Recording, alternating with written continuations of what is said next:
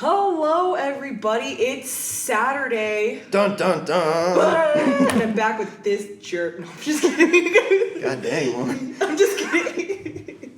So we're here to do 90s films, right, Nick? Yes, we were here to do 90s. We had so much fun last so Saturday. Good. Yeah, 80s was excellent. 80s was a blast, and I think it was just, I had a chance to sit down and listen to some of it, and you told me that there are some folks that listened to it that really dug it. Yeah. And I think it's cool because the goal with these 80s and 90s series, is to just sit there and say, like, here's a film, and they define the era. Yeah. It's essentially like you look at that film and you go, oh my God, that's the 80s. Or you're like, yeah, definitely the 90s. And it was neat because we were able to cut through, so many films, and I'm just glad that, the folks that listen really got into it and they really understood. Mm-hmm. Like, I think every film that we named, I imagine the folks at home were just kind of like, yup, that's the 80s. Oh my God, I remember that shit. Oh my God, that's the 80s. But and so now, that was so fun about it. And now we're into the 90s. And once again, it's just, we have this compilation of films that, in my opinion, yours too, I imagine, to just define the era. You look at it and you go, yes, that was 90s. Well, Nick, I knew someone who grew up in the 90s. Do you? Yeah. I'm not playing this game. I'm not playing your game. Because I know what's going to happen. If I say, oh, is it you, Erynn? Then you're going to punch me. I knew a guy. Yes. A girl, a guy. A gal. You knew someone. I knew somebody. Somebody's me. Who started in the 90s. She's a woman. Oh, it's a female. Did you start, was 90 the day that it began? Yeah. Okay. I started growing up a little in the womb. Oh, nice. At least you had your shit together. Thank you so much. I really had to watch Goodfellas when it came out. I had to watch it when I was a twinkle in my father's eye. Oh, man, that's the best time for it, when you're just a little one. Off the bottle, on to Goodfellas. That was the first movie I ever remember seeing in my entire life. Really? It was Godfather 2. Because I remember that scene where, there's the oranges on the table and they're talking about getting kicked out of that house because they have a dog. That was the first movie I ever saw was Godfather 2. Oh, God, my favorite scene from that is when his brother gets shot out on the lake. It's so good. You have Michael standing in the window, and as soon as the gunshot goes off, his head just nods down, or his eyes just adjust down. It was just perfect. He was absolutely such for a just good actor, the solitude. though. We lost him so soon. It was so sad. I enjoyed it. So good. Yeah, I was also I had a huge crush on him as a kid. Oh my goodness. I don't know what that says about me, but it's all right. That's what being a kid is for. That's fair. You can have just these crushes all over the place, and then you grow up and realize, in the 90s, you had Saved by the Bell. Yeah. I thought Kelly Kapowski was the Cat's Pajamas. That's Tiffany fair. Amber It was Thiessen. the Cat's Pajamas. Yeah, she I was love hot that. to trot, dude. Did I ever tell you and about... every guy growing up, because you got to think, I'm into my teens, Yeah. when we get into the 90s, I'm starting to develop into, adolescent youth, Yeah. I believe you call it. You don't babysit us anymore. No. Yeah. I don't know. I had all my teeth thing. Yeah. Yeah.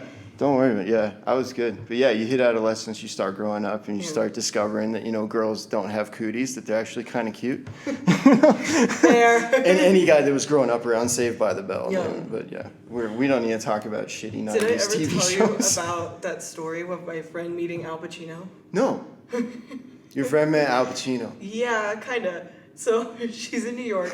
She has her daughter on her shoulders, and she's running through the train station, right? And her head's down, so she can't really see. And she hits someone. She runs into somebody, and she looks up. It's Al Pacino. Oh my God. And he squares up, and he's like, "What? Why'd you run?" And she just looks at him, and she doesn't know what to do, and she just starts going, "I know it was you. I know it was you, Fredo. I know it was you. I know it was you." Just over and over again, just repeating this. And her daughter's on her shoulders, and she goes, "Are you okay?" And apparently Al Pacino just got really weirded out and was like, "I'm just," and then just left. He's like, yeah, nice meeting you. He was like, I was not expecting that, probably. Oh my goodness. Yeah, apparently he had 2 younger women with him. Oh my goodness. Which is also hilarious.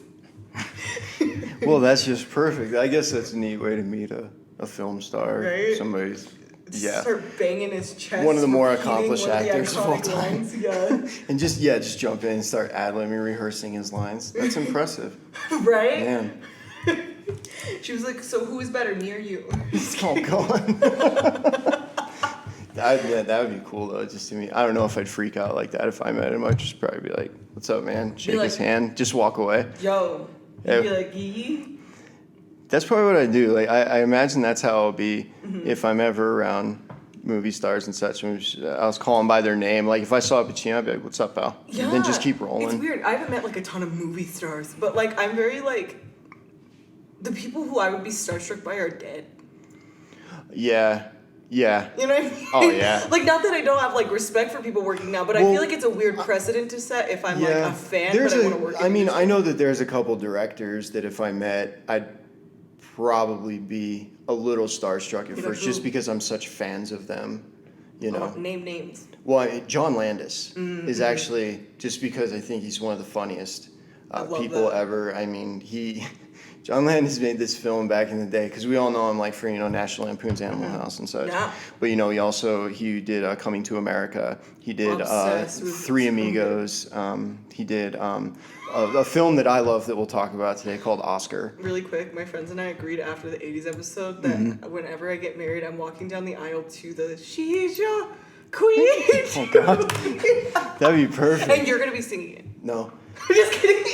I will not. You're going to be in the audience crying. Like what I was saying about John Landis, one of my favorite, he made this thing called the Kentucky Fried Movie. I love that. And it is so funny. It is so damn funny. Oh my God. I can watch it anytime. It's kind of like Animal House too, but I can literally just watch it anytime. And it's, so yeah, but I'd probably be like, yeah, if I was around him, I'd be smiles for a little bit until my feet kind of hit the ground, and I'd be like, man, it's a pleasure.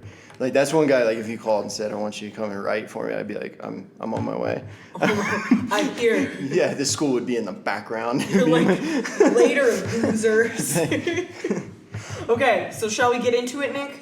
Yeah, I think we should. That would be fun. We're going to start off with year uno. Yeah, 1990. 1990. So let's kick off 1990, the films that helped define the era.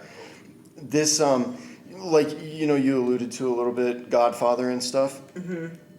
That was pretty much like our depth of field, really, when it came to, like, mobster, gangster style films. Because there's ones, black and white ones, that are really good that you can get into, but more modern. But in 1990, we get Goodfellas. And the great part about Goodfellas, too, is that true story. And we're being told from, you know, Henry Hill, who was on the inside, everything that went on. But the film, it ignited that mobster genre. And it's interesting too, because it's like it's a little bit of Scorsese's resurgence too. Mm-hmm. It really is, and it's nice because so much of like we were talking about before, you know, so much of Scorsese was you know, a lot of these I think they were just a lot of films that really challenged gender norms and such of the time, and really brought things to light that weren't so much traditional anymore, specifically in, like, Alice Doesn't Live Here Anymore. Yeah. But, I mean, we had, like, you know, Mean Streets kind of got into it. Bad Lieutenant was good. Yeah, but Mean Streets, I see it as, like, a first step to, like, Goodfellas and things. Yeah, because it's not a full-fledged mob film, but you understand that there's activity going on and there's a couple guys wrapped up in it, but it doesn't get to the depth. Yeah, and I gotta say too, like, gangster women, like, if I didn't have, like, the women that I had in, like, Goodfellas, X, Y, and Z, like, I wouldn't have had a presence of a strong woman in my life, which is super weird to think about because it's a mob movie, so, like, there's this connotation that somehow it's, like, misogynist by default. Yeah, but I do think the women Karen, in it, like, I don't think that's looking at the genre, actually. Yeah, because because in Goodfellas you have Karen Hill, and she's one of the strongest female presences in the film, but by far, I mean, she's one that endures. In the film. Absolutely. Also, have you seen fucking Chantix commercial with Ray Liotta? Oh yeah. Because somebody edited it to Goodfellas. Oh jeez. And he's like, you know what my favorite role is? Being a non-smoker. And then he just immediately snorts a line of coke. Oh god. And I was like, well, that's how he stopped the smoking, but how did he stop the cocaine? Yeah, I know. Jeez. Yeah. But yeah, I know we'll talk about Goodfellas more when we get into our mobsters versus gangbangers series. Yeah. When we're talking gang films and then straight up hood films. Yeah. So then and then next, a straight up hood film. Yeah, right. Home Alone. Home Alone, dude. Home Alone came out in 1990, and everybody was just like, this Macaulay Culkin kid is funny because he finally grew up. We saw him in the 80s in Uncle Buck with John Candy and probably some other stuff I don't know about. But yeah, Home Alone, it instantly became a Christmas classic. There was so much that was quoted in there. There was so much that went on. It just became one of those movies that... It's Joe Pesci too, right? Yeah, and you got Joe Pesci in there. We have 2 Joe Pesci roles. Yeah, and it's just, I love it because it's funny.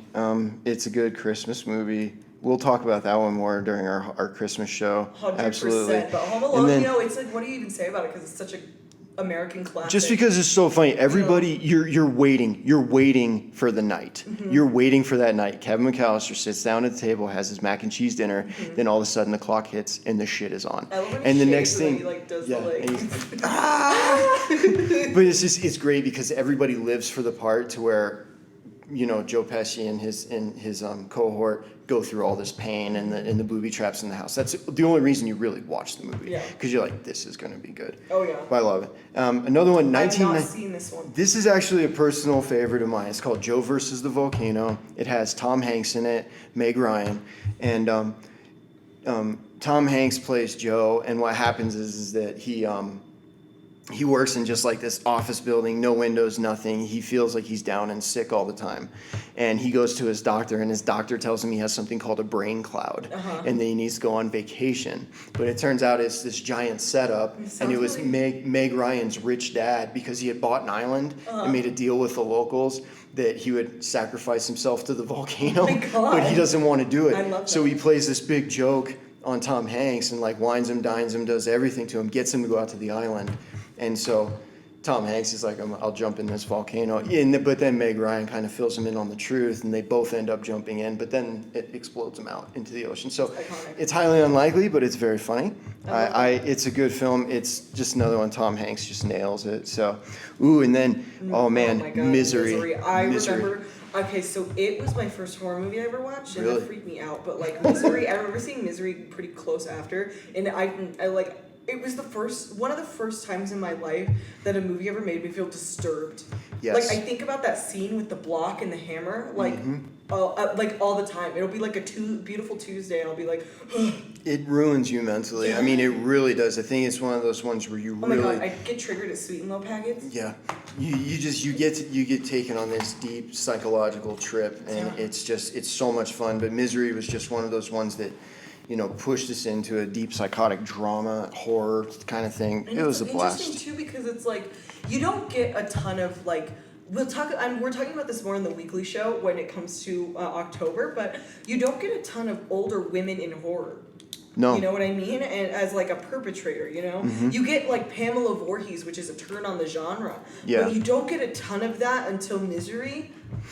And Misery, and I think maybe in a lot of ways that makes it even more disturbing because, we have this idea that we have this cultural idea that, older women, they're nurturing, she's an at-home caregiver. Yeah. And you're absolutely right. You would think this is a nurturing, a helpful person, But then with women's roles, I feel like a lot of times we only look at young women's roles. We don't necessarily look at the roles of older women. And so Misery turning that on its head, it turns that whole gender dynamic, which I think in turn makes it more disturbing. Well, I think it's just because we're in such a day and age now of sex appeal and where you're the identity that the women in Hollywood, a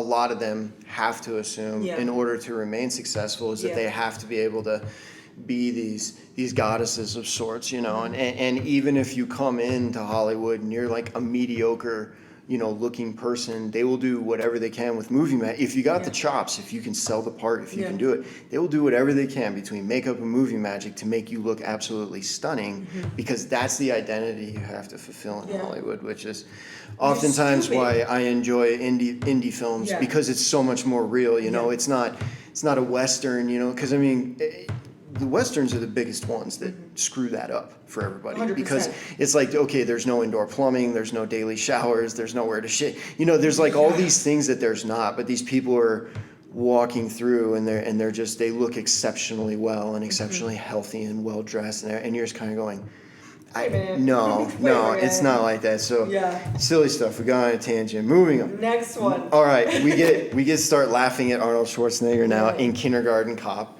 I don't care what anybody says. Is Kindergarten Cop kind of like the start of like that weird niche American genre where it's like tough guy taking care of a kid? Yes, because they start. Yeah, because I remember like Sylvester Stallone did a film called "Stop or My Mom Will Shoot." Oh my god! And that's I what did it not was hear of this at all. Yeah, you're absolutely right. Like you hit the nail on the head because they started taking these tough guys from the '80s and started putting them in these cute roles. Yeah. You know, to show that they have this comedic, sensitive side and everything. But which is an interesting way to redefine like what it means to be like a tough man. But like, I know it's so weird. I think it's neat. I mean, it's cool because like all we know Arnie from, you know, like we talked about Predator, Terminator, Running Man, you know, Commando, all these films where he's, and now he's a kindergarten teacher, but he's undercover because he's trying to bust stuff. But it's just so funny when he's talking about the headache and the kid's like, it's probably a tumor. He's not a tumor.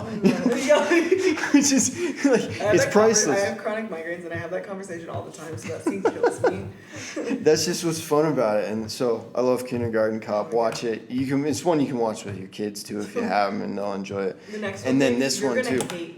Why? You know Teenage Mutant Ninja Turtles? I wasn't a TMNT girl. I was a TMNT Secret of the Ooze girl. Oh jeez. Here we go. Yeah. The Secret of the Ooze. It's like, oh my god. Woman just pulled out 4 Ninja Turtles. And they're not from Secret of the Ooze.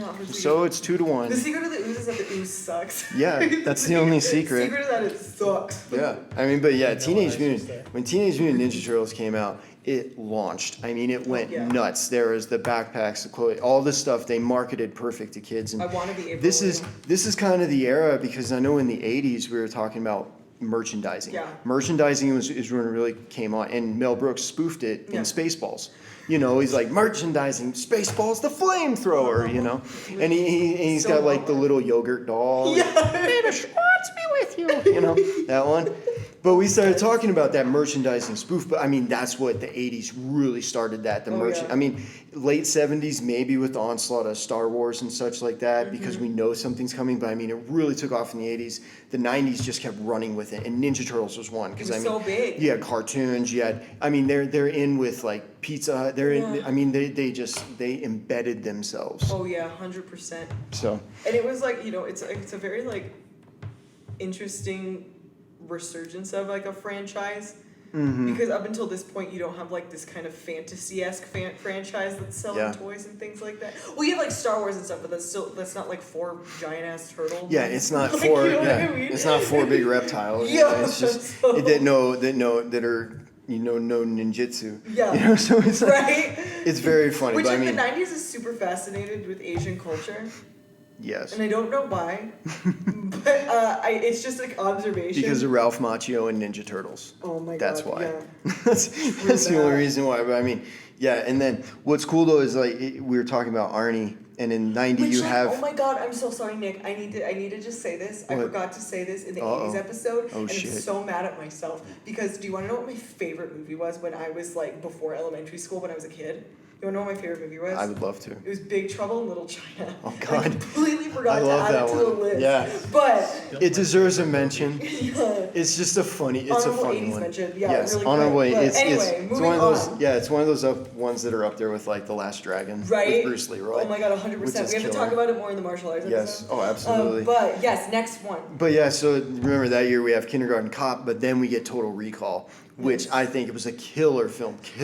Why are Joe Pesci and Arnold Schwarzenegger like going back and forth on their manhood in movies? I know they just kind of bounce around. It's funny. Hey, you know why? Because their bank account goes up and up. You'll play, but yeah, Total Recall was like a total mind bender. It really took us into a new kind of space genre. It was a killer story. Just always a good film to watch again and again. I stick to the original. Not a fan of the remake. Well, and if we're talking like 90s specifically, I think the 90s stylistically is so interesting because when I think of the 90s, the big subset of like what the 90s was that I think of is that whole Y2K like look and feel. And remember Total too, Recall like kinda kicks that off. We're starting to get to the technology where we're building up to the DVD. Yeah. Because at the end of the 90s is when we're really getting some of the finer films on DVD, which we'll get to when we get to 99. Long ass DVD commercials. That's like. Oh yeah.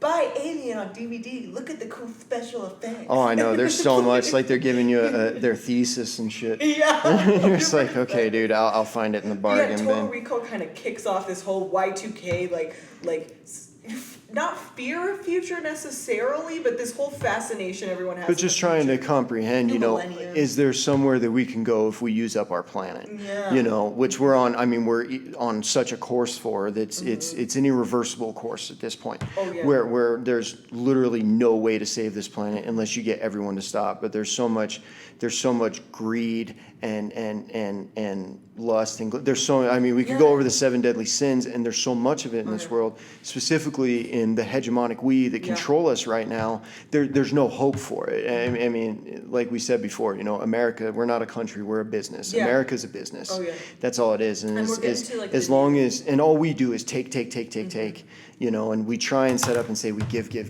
and we don't get anything in return. But when you look at how far advanced we are and such, compared to everyone else, it's kind of like, and the stuff that we complain about and take for granted traditionally as folks here in the States that, you know, we all see, it's just, there's such a misconception. It's never going to stop it. Everybody's always going to continue to push to take, just because that's what they've grown up with. Well, in a lot of the 90s too, and I see, like, you know, I see all of these films kind of deal with it in particular, but the sci-fi films, like Total Recall, I see it dealing with very strongly, is we're going into the new century, and what does that mean for us? What are we going to do? How far also, can we go? This is the first, it's you know, it's also film coming up on film's anniversary as just a thing. Yeah, exactly. You know, which, I mean, we're still getting to now, but, like, you know, it's the end of a century where film started, so that's super interesting. Hell yeah.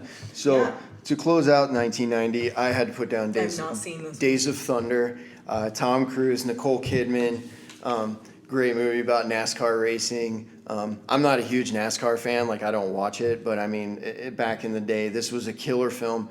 The mellow yellow car, it got so much popularity, and it kind of reinvigorated everyone's interest in NASCAR at the time. You know, it was kind of still a roots type of thing, and it had been going on for so long, but it was one of those things that just generated an audience for it. So it really changed it. It got people back into NASCAR. It got people asking, you know, who's this driver, and getting into sponsorships and cars. And that movie is just one long billboard. It's all it is, because it's constant cars, advertising, stuff like that. And of course, that made its way into the public, which was easy. But yeah, that kills 1990. Let's move on to 91. 91, one of my favorites ever. What is it? Oh my Tell God, me. the Addams Family. Yes.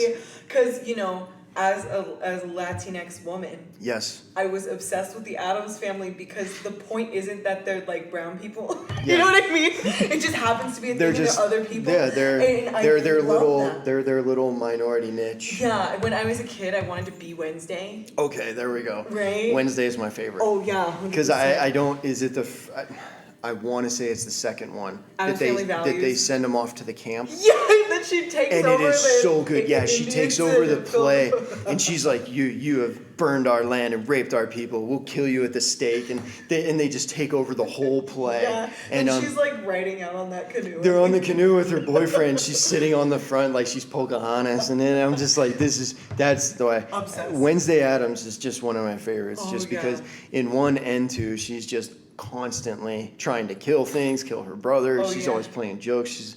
But she's always onto it. She's the smartest one in the film. That's the cool. Wednesday's always on to everything. Everybody else is oblivious to it. They want, like, Morticia always stays silent. You know, Gomez is trying to not believe. You know, Pugsley's just Pugsley.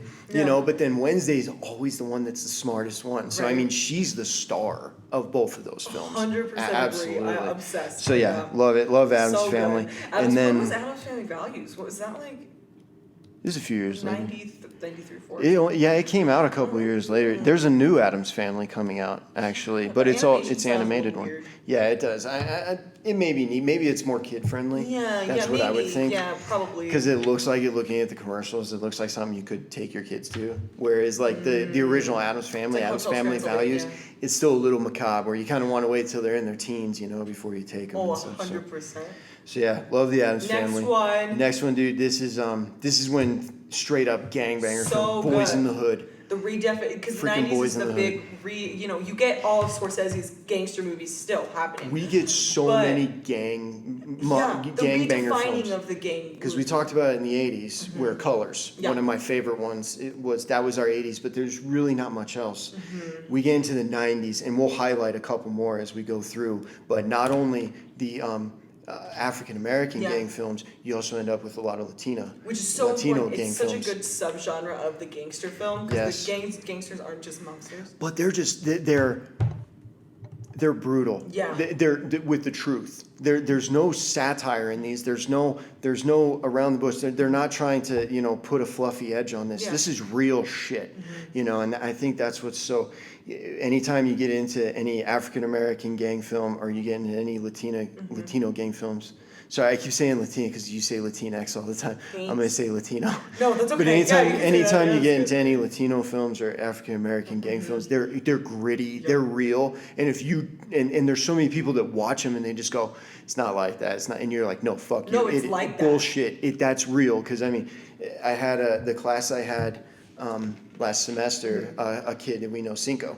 Cinco grew up in Oh LA. my God, that's hilarious. And grew up in LA. Cinco. He's Hispanic, part. And so just talking to him about what goes on. And then we had a guest professor come into our course who spoke to us about the Korean and the African American culture in yeah. LA and how you they get were films like, what is that such film a called? I think it's called Gook. Yeah, Yeah, Gook. oh my God, yeah. And then also, like to talk about, not to get on this tangent, but I talked about it a lot during the Kingpin thing, because everybody's like, oh, you like gangsters, blah, blah, blah, blah, blah. Oh, you like gangsters because of the gangster film class, blah, blah. Well, I think the reason I saw so many gangster films growing up was because, I had a dad who, we were in Colorado the whole time, but like when my mom was pregnant with me, the reason they moved us, out of wherever area we were to like a white area, I suppose, is, my mom was pregnant with me. My dad, they were in like a gunfight, and my mom had a gun to her head, and like all this fucking crazy shit. And then they were like, "We gotta get out of here." My dad had to give his guns to a priest, all that crazy shit. Oh, wow. And that happened in Colorado. Yeah. I can only imagine what it's like in like L.A. and New York and those communities. You know what I mean? Oh, absolutely. But I think that's the thing. We finally, Colors, we got a good look at what went on, but now we're inside the gang. We're not inside the police department anymore with their lens. Now we're seeing the lens through the men Which is so on the important. street. Yeah. Which is completely different because you get law enforcement's interpretation of it. You're not getting the whole story. Whereas when you get the gang side of the interpretation of it, now you're getting the real story, and it's in depth and it's got teeth. Yeah. And so that's 100%. why it was really cool there. Okay, let's do something happier now. Yeah. And then City Slickers. I've not Slickers. seen City Slickers. You got to. It's got I've to not seen start. you guys too, actually. It's got a City Slickers has a star-studded cast. Billy Crystal's in it. Jack Palance is in it. Very funny movie, just about these guys. They're urbanites. And they're attached to their jobs, and they decide to, take a summer and go do a cattle drive together, just as friends. And these three guys figure out so much about each other, their relationships, their lives, and it's just a very, very funny movie. I love that. I think I want it. Robert Stern. It's not Howard Stern. I want to know. It's Daniel Stern. I think that is because he plays opposite Joe Pesci in Home Alone. Oh, yeah. Is that Daniel Stern? Yeah, I think so. Because he's in City Slickers too, and it's great because he gets bit. Daniel Stern. Yeah, he gets bit in the ass by a That's rattlesnake in City Slickers. That's so hot. totally worth it. And he's judging with his buddies who's going to suck the poison out, but it's funny. That's a Tuesday for me. It's my Wednesday. So City Slickers good. The next one, Don't Tell Mom the Babysitter's that's the one you Dead. were saying with Stallone, right? No, the Don't Tell Mom the Babysitter's Dead has, damn it, you said Stallone. Christina Applegate. Oh, okay. So gotcha, now, gotcha. remember we were talking about adventures in babysitting last time. Yes. And I was saying now we have a 90s version of that, which is Don't Tell Mom the Babysitter's Dead. Gotcha. So this is when young boys started falling. Still loved Elizabeth Shue, but then everybody was like, damn, this Christina Applegate. And you had Married with Children on TV at the time. So she was just gaining popularity as the bleach blonde that everybody loved. But yeah, she does one where she goes to... they have a babysitter come look after her and her siblings, and the babysitter ends up dead, and then they're trying to figure out what to do. So it's good comedy. It's one of them ones you see it and you're like, yeah, 90s. Then we get on to one I think Robin Williams' best films in Hook, which I actually So good. Upset. I watched Hook last last week. Oh my god. Just because I missed it so much and I wanted to say Bangarang. You can't go wrong with Hook. I think it's honestly one of the better or best Peter Pan stories ever told. It's so much fun. There's so many one-liners in there. It's just hilarious. Then also we got more spoof films in '91. Hot Shots came out, and we started getting parody of like every single aviation flying movie. Yeah. The spoofing just started going absolutely nuts. So, yeah. And then the next one, man, The Last Boy Scout. We have to open a boys' camp. Bruce Willis and Damon Wayans. And it's a killer movie. Oh, yeah. It's got so much action, so many great one-liners. It's a wild story, but it's one of those bang, bang, blow up, action-packed films from '91. Perfect. And then, like I said, we were talking about John Landis, Oscar. I love Oscar. I don't know, have you seen Oscar? I'm not. With Sylvester, it has Sylvester Stallone, and it's based back in like the 1920s and such, and he's this mobster, and he's trying to go legit, and it all takes place in his house. It's hilarious. There's people coming in and out, and there's this big mix-up that like this guy's showing up, and he's this little kid, Anthony Rosano, and he's just like telling Sly, he's like, I love your, because Sylvester Stallone plays the mobster Snaps Provolone is his name. God. And he has this great little cast of gangsters that all goes on in his house and stuff, and then there's this big mix up. His daughter's Marissa Tomei, and it's funny because she's just a young girl listening to a record, smoking cigarettes, and he breaks into a room and they're having an argument, and it's so funny because it's the greatest 1920s argument, right? And they're going back and forth. She's like, I'm a modern 20s woman, and she opens her gown and she has a whole nightie on. He's like, cover yourself up, my God. And he's like, the music you kids listen to these days. He's like, Cab Calloway? Don't think I haven't heard the words to Minnie the Moocher. So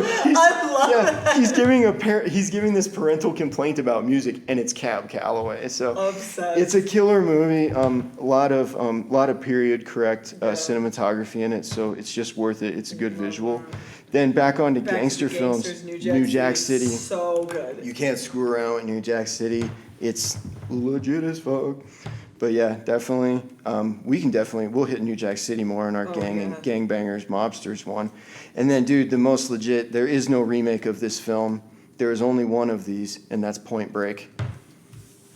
Patrick Swayze, Keanu Reeves, Johnny Utah.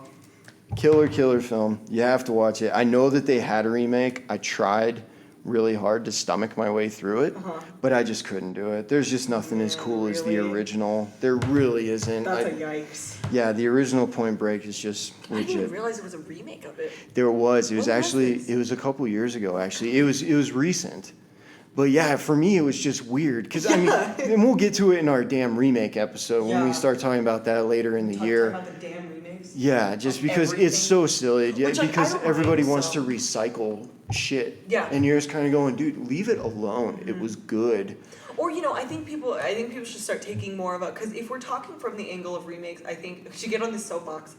It makes sense to me when you're trying to recontextualize something for a new audience, and I think something that did it well was the remake of Suspiria, because it's not trying to be the original Suspiria now, because honestly you can't get that. There's not cultural context that happened in the original Suspiria that we have now. There may be some similarities, but it's not the same, so it makes sense to repurpose it. I hate remakes that are just like, let's just do the same thing.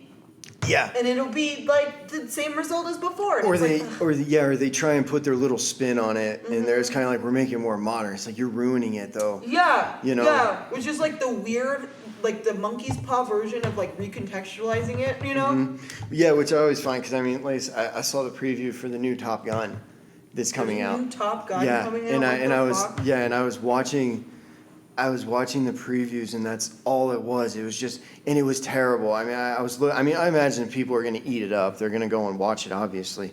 But yeah, watching the previews and just how I almost thought it was a fake preview at first, but then it was legit. The Dora movie. Yeah, and I was just kind of like, you got to be kidding me. I'm like, how are you guys going to let this happen? But it doesn't matter. I mean, like we were talking about, there's so many films that they let out that are just, they're junk. But Hollywood knows that people are just going to eat it up. They're going to spend the money, and that's where the quality is sacrificed, just to maintain the quantity and keep money in their pockets. And that's just, it's one of those things. But yeah, whatever. Stupid remakes. It's a topic for another day. And but then, dude, like this next one better never be remade. no, absolutely not. It's probably like it redefined the horror genre, in my opinion, especially the psychotic horror genre in The Silence of the Lambs. When we get to meet Dr. Hannibal Lecter. Also, Wreckers, didn't it win acting awards in every category? It won, yes. It won, what did I see? It was either 4 or 5 categories that it won. It was impressive. It decimated the Oscars. But I mean, God, you want to talk about some of the characters that we were given. Jodie Foster really came into it. I mean, you could not have put another female in that role. 100%. You can try and argue all you want, but there's no other female you could put in that role. She crushed it. Buffalo Bill is just horrifying. Yeah. You know? And just seeing his den, his lair, and then the most disturbing scene of him putting on makeup and tucking and dancing in front of the mirror. Oh my God, horrifying. That's why I was like, oh my God. Horrifying. But also, like, The Silence of the Lambs, too. I want to talk about this. We're not going to talk about it this Halloween, but I'm just going to put the thought out into the universe. Silence of the Lambs is I think, as far as I know, it's the first time we get Hannibal Lecter.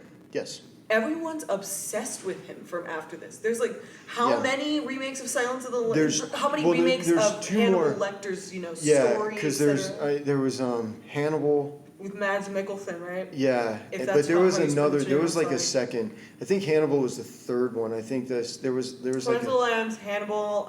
You get what is the middle one? Yeah, that's what I'm saying. There's a middle one that did have Anthony Hopkins in it. Hannibal Reborn. Like this. I can't remember. Yeah, I can't remember what it was, but yeah, the original just is so. And how you get you get this really interesting interplay between two figures that are both bad, but it's what is the more evil of the two, or how do you work that out? Yeah, it's really weird how you have to use such a sadistic individual like Clarice is dependent on him to find out where this even worse individual is. Yeah. And you're kind of and so you only get to learn about Lecter, and then you only see what he kind of does when he acts out, when they have him in the cage in there and he takes the cop and takes his face and everything and bludgeons him to death. You get stuff like that in super early horror film, but you don't really get that relook at what happens when you have to rely on the bad guy and so and that's just what creates that dynamic is you need this horrible person's help to get another horrible person, but what's going to happen? How is that person going to manipulate you in the process of helping you to free himself while you apprehend? Because it's you can't have both.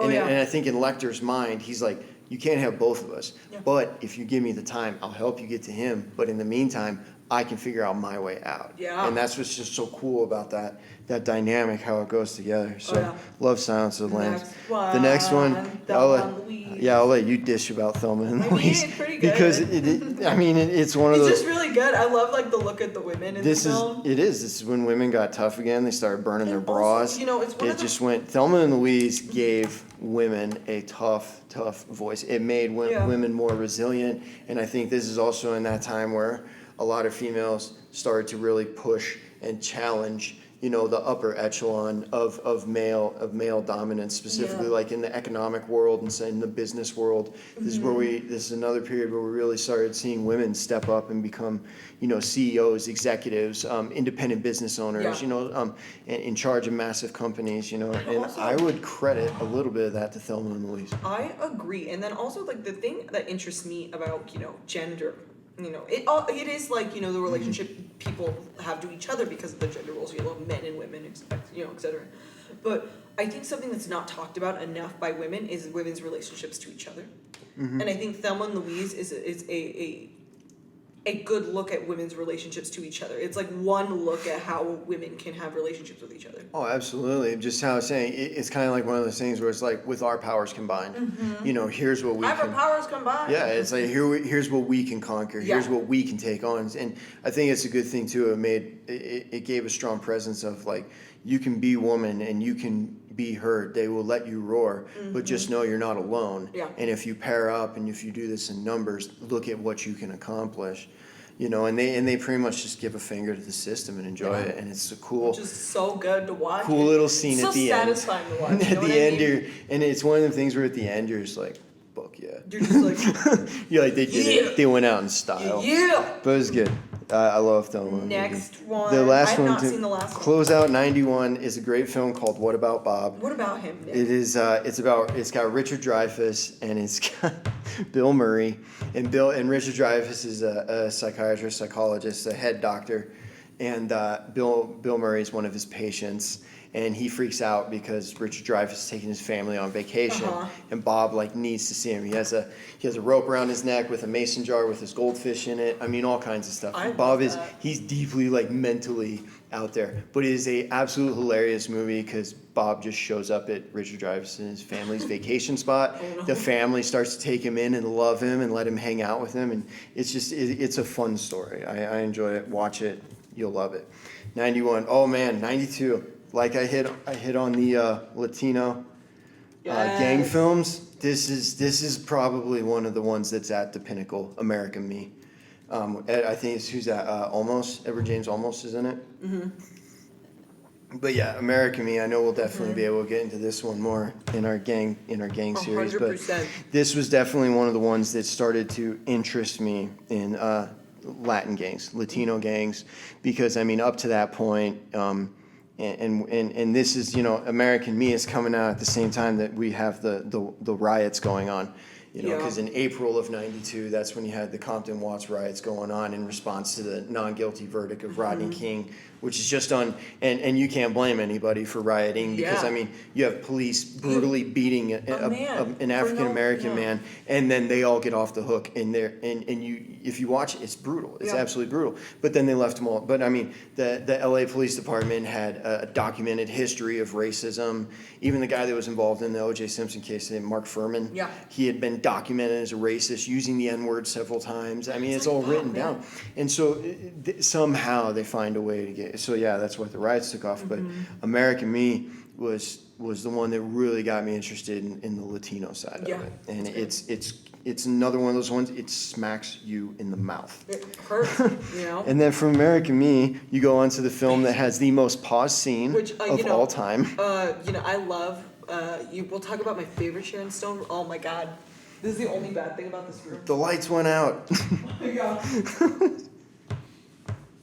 Oh, we're fine. We have lights. The lights are back.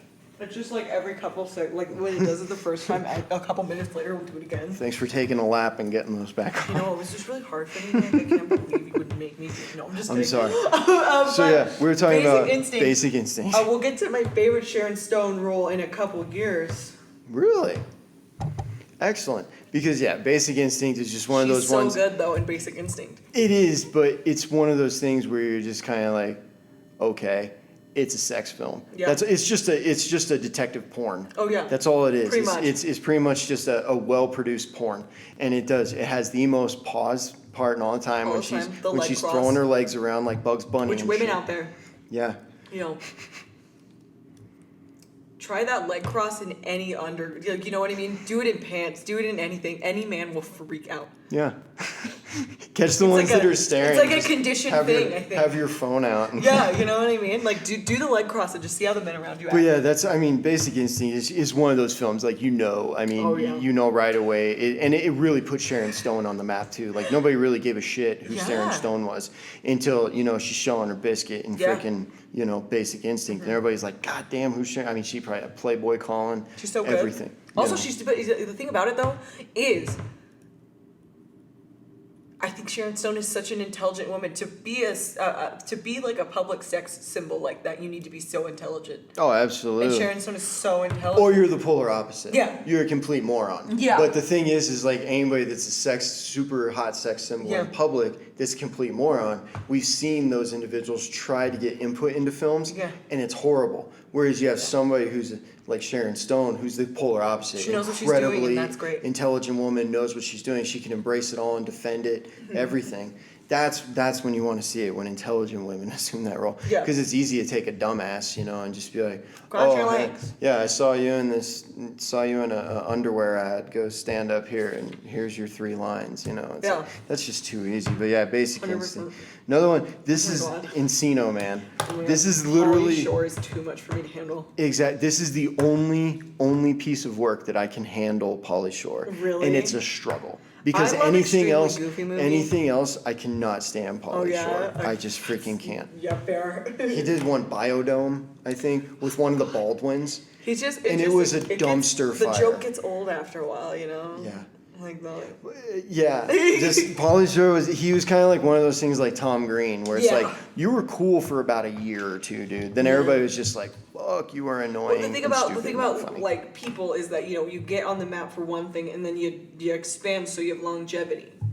Exactly, And he just got on the map for There was one thing. he was a dot on the map that did not web out. Oh, yeah. He was just a dot, and then it faded. 100%. Yeah, straight up. But yeah, there's that. So yeah, enough about Encino Man. And then I love mentioning this film, A Few Good Men. We probably get to see arguably one of the better scenes in film history when you have Tom Cruise and Jack Nicholson at the stand, and with the whole, you can't. I want the truth. You can't handle the truth. But after he says that, you can't handle the truth, and gives that spiel about what he does, like men, every damn day. It's just. He's just going off, and so it's just one of those funds. I think it's one of those times that I will give Tom Cruise credit. Oh yeah. For doing well, because in order for that scene to work, you have to have two people that are. You have to feel that they're legit at each other. I'm so sorry. I completely forgot one. Sure. Let's jump back to 19. Well, no, wait. I'm such an idiot. We're in 1992. Yeah, we're in 92. Sorry, I'm dumb as hell. You guys talked about A Few Good Men. I'm gonna add in one really quick. What are you gonna add? Glenn Cleary, Glenn Ross. I've never Watch seen it for the Alec Baldwin speech. That's all I'm gonna say. It's Damn it. such a good speech. I know, it's just hard for me to watch anything with a Baldwin. Oh really? I can't. They're T? not good. I feel that. Good. But he got an Oscar I'm glad somebody agrees. off of one speech. That's That's so- fucking crazy. I know. But it's just And then so he worked it's. with Kim Jong Il to Oh, yeah. protect the United States. That's a good ass. Oh my god. But that was one of the things in one that crushes in '99 that we'll talk about. Remember, I'll bring the Baldwins up then, Yeah, just yeah. because and someone bombed the Baldwins, and I was like, thank God. Woo! Then 30 But Rock. yeah, I that And I was speech like, in fuck. Glengarry Glen Ross. That's like I listen when I'm feeling in a pissy mood. I watch that to get over. I'll myself. have to check it out because I know what was the The Departed. Yeah. Baldwin in that. Yeah. I enjoyed. I was just like, this is pretty good. With the accent, I wish they didn't try and make him force an accent. He somewhat embraces it, but it's still a little laggy, but he gets it. Yeah. But at the same time, he crushes it in that film. So I'll give a Baldwin credit. Okay. Just that one. Next. Where are we at? Juice. Tupac. How far will you go to get it? Yes! Yeah. Tupac. I love it. And you're So right. good. It's Tupac. Yeah. You can't go wrong. Gang film Tupac. Well, let's smack that one around during our gang series. 100%. Because now I want to talk about A League of Their Own. And I will bring that up in the sports films as well. I'm so excited. I love A League of Their Own. I don't understand why people would be against the film. It's touching. It's very real. Yeah. It's very funny. Tom Hanks does really well. It plays a great coach in it. Gina Davis just knocks it out of the park. One of her strongest roles ever, and it's just so neat. I love films like that are really neat, feel good stories, but they're not feel good the whole way. Yeah. They bring in that element to snap you back into the reality of what's going on. Like when it's Betty Spaghetti, who loses her husband in the war, and so it attaches this humanity to it. It develops this empathy, but you really end up by the end. You're kind of going, women's baseball. But at the end of the film, you're cheering for him. You're cheering for Racine. You're cheering for all these I'm still teams. bitter for my 6th grade year where I got kicked from baseball to softball Oh, jeez. for no reason. But that's what's so... At the end of the film, you're in hurrah. You're just kind of going, I love it. You feel good. You feel so happy.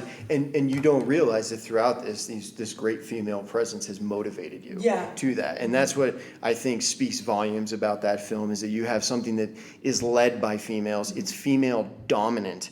And it has a couple males in it who can hold their own. Yeah. But the film is insanely female dominant. And at the end, they rouse you to that at the end. Where you're just going, yeah, I love this. Yes, women. So yeah, League of Their Own. The next one we can't even talk about much. God. It's just the Mighty Ducks. The Mighty Ducks. And I mentioned Watch it. Yeah, just It's watch quite it. cute. I mentioned it just because it did the same thing. It set off cartoons. It set off everything. It spawned a hockey team. Yeah. A real NHL hockey team. The Anaheim Ducks came out of it. And owned by Disney. So it's just Love that. when you have something like that's one of those things that breaks through an era. The next one though, God, I love this film. It's so good. My Cousin it's Vinny. Hilarious. You cannot go wrong. It's Joe Pesci and probably the funniest role. And you know, he's Joe ever Pesci's great too because I love how like. I love how, because you get things like My Cousin Vinny and you get the self-awareness about the characters he plays. And I love that about Joe Pesci. I'm obsessed. I just love his accent and he's down south. Oh, good. When he's like, so the two Utes and the two what? The Utes. The Utes? But he does really well in the film. It has a million one-liners. It's super funny. Absolutely need to watch. Yes. The next one I think is, we'll hit this one up definitely. Sorry, I'm late. Traffic was a bitch. Yeah. This one, The Player. So good. Well, I know we'll talk about that because I know it was on my list for great films I've seen so far, and I know it's another one that just pops into our metafilm series when you're in the film curriculum here at the campus, because we're first hit with Day of the Locust. And then, we get to see it later on with The Player. So we get to see two different areas of Hollywood and how they operated at the time, which made it super fun. And we get to pick it apart in film class. It's a blast. And it sounds like, it looks like Once Upon a Time in Hollywood's just going to add to that Hollywood meta genre. Is Tarantino's telling the story of Hollywood in '69 before it finally kind of changed. Oh, yeah. So, I can't wait did you see it yet? No. I told you I'll wait till I can get it at home. That's fair. I don't go to the I hate going to the theater. I can't wait for you to see it. I can't wait to see it either. Well, it'll come out. It's like The Player on steroids. It'll come out so freaking fast. Avengers Endgame's already out on DVD. That's true. That's fair. And that shit was out in May. Fair. And they already boned it out there to everybody. Here you go. So yeah, once that they already boned it out there. I love that. Once that thing comes up, man, it's just gonna get put in my collection. And speaking of Tarantino, moving on to Reservoir Dogs, the kickoff. Yes, I absolutely. It's just such a good heist movie, reinventing the heist genre. Yes, and I actually just read the screenplay for it recently because I was super interesting how he writes screenplays. It is, and I tell you what, it simplified it for me because I didn't know where to start. I have like 3 or 4 screenplays that I'm in right now that I'm writing. And I was so confused where to start, and so I was reading all these different screenplays I could find. I was reading like Straight Outta Compton. I read The Matrix. God, I just realized I never got back to you on screenplays. No, you didn't. But I found it. There was a cool website I found that had 50 screenplays on it and top 10s from genres. Cool. And so I was like, and so what I did was I got into the really technical ones to see how they put in stuff I was familiar with. And I read Reservoir Dogs, and I was like, there's such a simplicity to it. I love, and it's another thing about Tarantino as a filmmaker, from what I've heard, is that he runs everything. He's very punctual. He runs a really tight ship, tries to come in under budget. Everything is on schedule. It's pristine. He doesn't screw around with take after take after take. He coaches everybody up, says, this is what we need to do. And if they get it, they nail it, he moves on. He's like, good, move on. This guy's 100%. a hyper-efficient filmmaker, which I think we were alluding to it a little bit last time, like if I ever get into directing or something, that's how I would operate. That's how I operate normally. That's life for me. It's just being punctual, efficient, organized. But if I can run a film set like that, you have to be like that. Like I get so weird. I had that actor that was being really annoying. Oh yeah. I'm a very I got one take and I'm done. I got the take I need and I'm over it. I don't need to get a safety take. I don't need to get a second or third take. You know what I mean? And I had this actor be like, I guess I've never worked with directors that don't want to do it multiple times. And I'm like, you know what, Val? You've probably been around a lot of women that don't want to do it multiple times. Right? Just saying. Woo! Talking about your dick. But the other thing about it is too, like the thing that I love so much, because I try and emulate a lot of Tarantino because I respect him so much and I love his approach to film. But actors lose steam because they're giving out all they got in the first couple. I think it's just a matter of motivation, and just really snapping them into it and getting them to understand, like, get into it, then get out of it. Oh yeah. Once you're done with that character, get out of it, relax, start thinking about what you did, and also hit hindsight right away. Yeah, and also for directors out there, don't it's a rookie mistake to be like, okay, the first time we talk about characters is on set. Yeah. That's not. No, you want to develop. I imagine you want to develop that at your reading. Oh, yeah, sit down, 100%. reading. This is what I want out of this character. This is what I look. So start thinking about it. Start embodying it. Give me what you think that is, and then I'll give you the tweaks to get there. Yeah, when you get a film like Reservoir Dogs, like you get so many strongly defined characters, And that's the thing I love about Tarantino is all of his characters are so strongly defined. And Mr. Blonde cracks me up, but Harvey Keitel Mr. Blonde makes me sweaty. Yeah, I bet. But Harvey Keitel is always one of my favorites in Tarantino film. Yeah. Just because he always gets like this off scene, because we see it in Pulp Fiction, you know, when the guys show up at Tarantino's house. Show up and it's all like and they call him bloody. and he shows up and he's figuring everything out, giving orders. But I love the conversation he has in the car when they do the flashback, and it's just him and the Roth. Yes. It's Eli him, Roth, him and Tim Roth. Tim Roth. Oh my Yeah, God, not so Eli Roth. Sorry, Eli not Roth's yet. the director. Not yet. But yeah, it's Glorious him, Bastards, not quite. Him and Tim Roth, and they're talking, and he's telling the story about, you know, he's just like, somebody gives you any shit, cut off a fucking pinky. And then after he tells the little story, he's like, I'm hungry, let's go get a taco. I'm obsessed with Mr. Pink. Yeah. I'm like dead. That's Steve Buscemi. I'm obsessed. I love, he opens it the best with his theory with like a virgin. Right. When he's talking, he's like, she's just a giant horse. She just got fucked like she's never got fucked before. And like how everybody's like, you're dumb. You're so fucking stupid. Yeah. Also, did you ever hear and then when Madonna signed the tip thing comes up, and it's like, oh God. Who the fuck is this guy? Did you ever hear about Madonna? She sent him a record, like a version record. He was like, that's not what it's about. Holy shit. Because really? apparently that's just like a Tarantino rant that he just put into a movie. Oh my God. Yeah. But it's written well, Yeah. and I love it. It's a good theory, and it makes sense. And the argument that they all have at the table in the diner makes sense. And it feels so realistic. Until they get to the waitress piece, then I'm just kind of like, man, this dude's an asshole. But you're like, who the fuck is this guy? I'm like, just tip her, man. All right, so yeah, Reservoir Dog. Then to close out 1992. Okay, Nick, can you jump? White Men Can't Jump. I cannot. But I tell you what, like this changed. White Men Can't Jump is so important to me in my life because it changed shit talking. After you could watch White Men Can't Jump in your mama jokes, this was the onslaught of your mama jokes. Because I tell you what, if you watch that film for anything, watch it for Woody Harrelson and Wesley Snipes and the shit talking they do on the court. Because it is some of the funniest stuff you've ever heard. Your mama jokes, everything. You know who else makes me sweaty? Who? Woody Harrelson. Woody Harrelson does? God. Him and that guy I always mistaken for. What's his name, Evelyn? If you ever need... What's his name? I always mistake Michael Rooker, too. Oh my God. Yeah. If you ever need to be turned off by Woody Harrelson, just watch Kingpin. Because he has that awful comb over and a hook for a hand. So bad. So if you ever need to dry up... Also, Kingpin, the 96 movie. Yeah. Not good.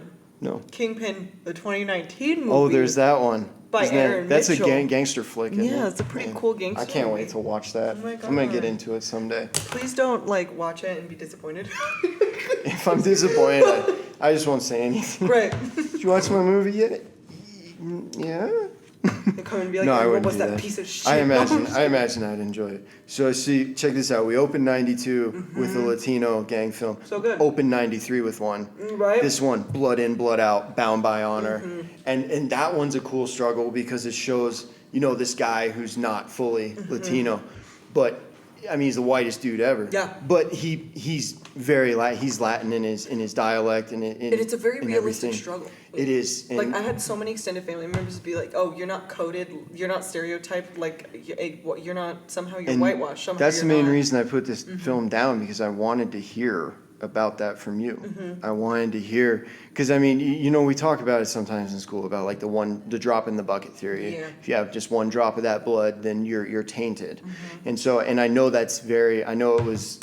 That was mostly like a white thing. The settlers that came over and when they enslaved African Americans, when there was if any type of mixed breeding or anything went on and somebody ended up being a mixed person, they were considered the more negative connotation of the two in the eyes of the people that were in control. Yeah. And so I was wondering, in your life and with this being a Latin film, what's your experience? And I relate to it too because I'm not even a mixed person really. My mom's Spain and South America, and my dad is Mexican, I think, and Mexican Spain. So I'm not even a mixed person, but because of my parents' deliberate move to a white area because they didn't want to raise me in an area that they were raised in, or not that they were raised in an area where all, where I could be susceptible to gang violence, X, Y, and Z. Oh, yeah. Like, I became coded, like, not, like, I don't have an accent, I don't have a Hispanic sounding name, X, Y, and Z, I'm a very light-skinned brown person, Yeah. So there are so many things that somehow, like, some people within my own community, the Latinx community, try and invalidate my identity because of those things, but I just think, and I think it makes me look at representation in media in a different way, because yes, we should have representation of, Oh, but there's everyone's experience, but like, because my experience is not the same as like the traditional experiences that people put in cinema, like, you know what I mean, like gang violence, like immigration, X, Y, and Z. Oh, yeah. Just because that's not a part of my experience doesn't mean like somehow I'm invalidated for my community. Does that make sense? And that's one reason why I like Blood In, Blood Out, because it confronts that, and I can't imagine how much harder that struggle is.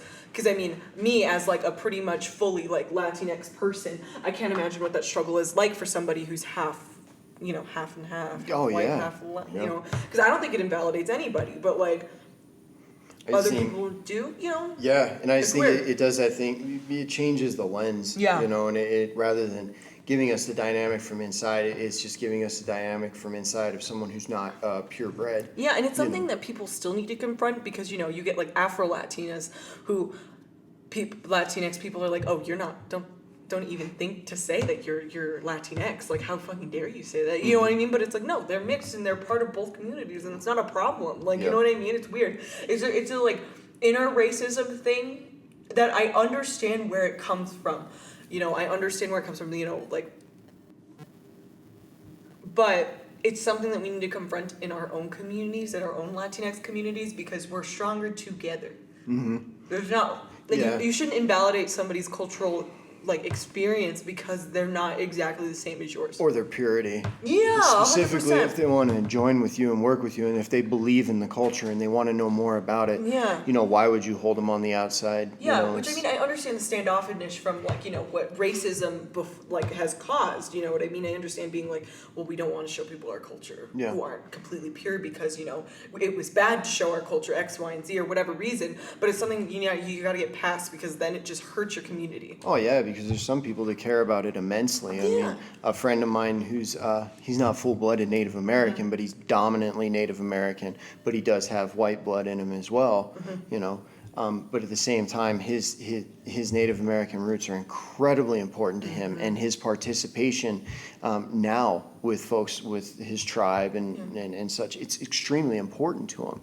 But thankfully, Native American community, they're good about welcoming folks in, and there's not really this rash of gang violence that you can attach to it. Whereas with the African American community, the Latino community, you can attach gang violence to it, but at the same time, it's that hegemonic we in control that created that platform. Yeah. It's not like African Americans or Latinos just said, let's start fighting one day.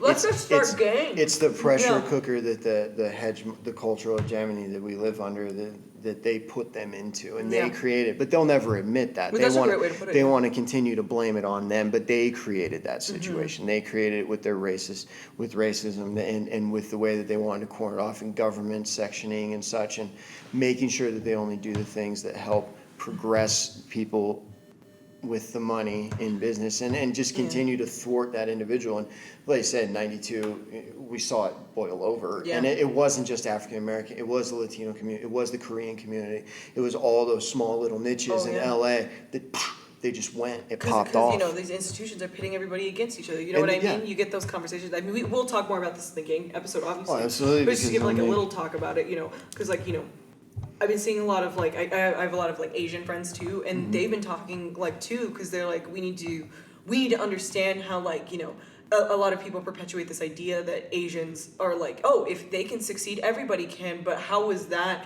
even perpetuated of the system to further control like Latinx people, Black people, et cetera, and also how like the institution of racism, it's put in place to separate everybody. You know what I mean? Because the people who are necessarily a part of Black and brown communities, there's its defensive nature of talking about racism, and I think that's something that racism is meant to do, because it's meant to separate everybody, because it's meant to make everyone feel uncomfortable, Yeah. and it's meant to make everybody not talk about it with each other. You know what I mean? Yeah. When we should all just come together and confront it. And nowadays, it's the term racist, and racism is it's used incorrectly. Yeah, that is 100%. So often now, it's just kind of like this quick go-to for some people. So it's just, and like you said, we'll get into that more when we get into our gang stuff. But films like Blood In, Blood Out were very important to that discussion. Oh, absolutely. And then moving on, I mean, you have Cool Runnings. Oh my God, yeah. Boys, girls, no one can believe. Jamaica, Right? we have us a bobsled team. Yeah. Obsessed. It's a cool movie. It makes you fall in love with the characters. It's a great feel-good story. Yeah. You can even categorize them in sports films.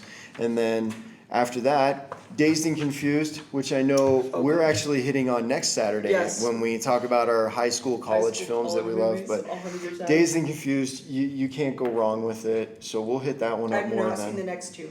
Demolition Man, and the next two, Demolition Man and Falling Down. These are two films you absolutely must see. Okay.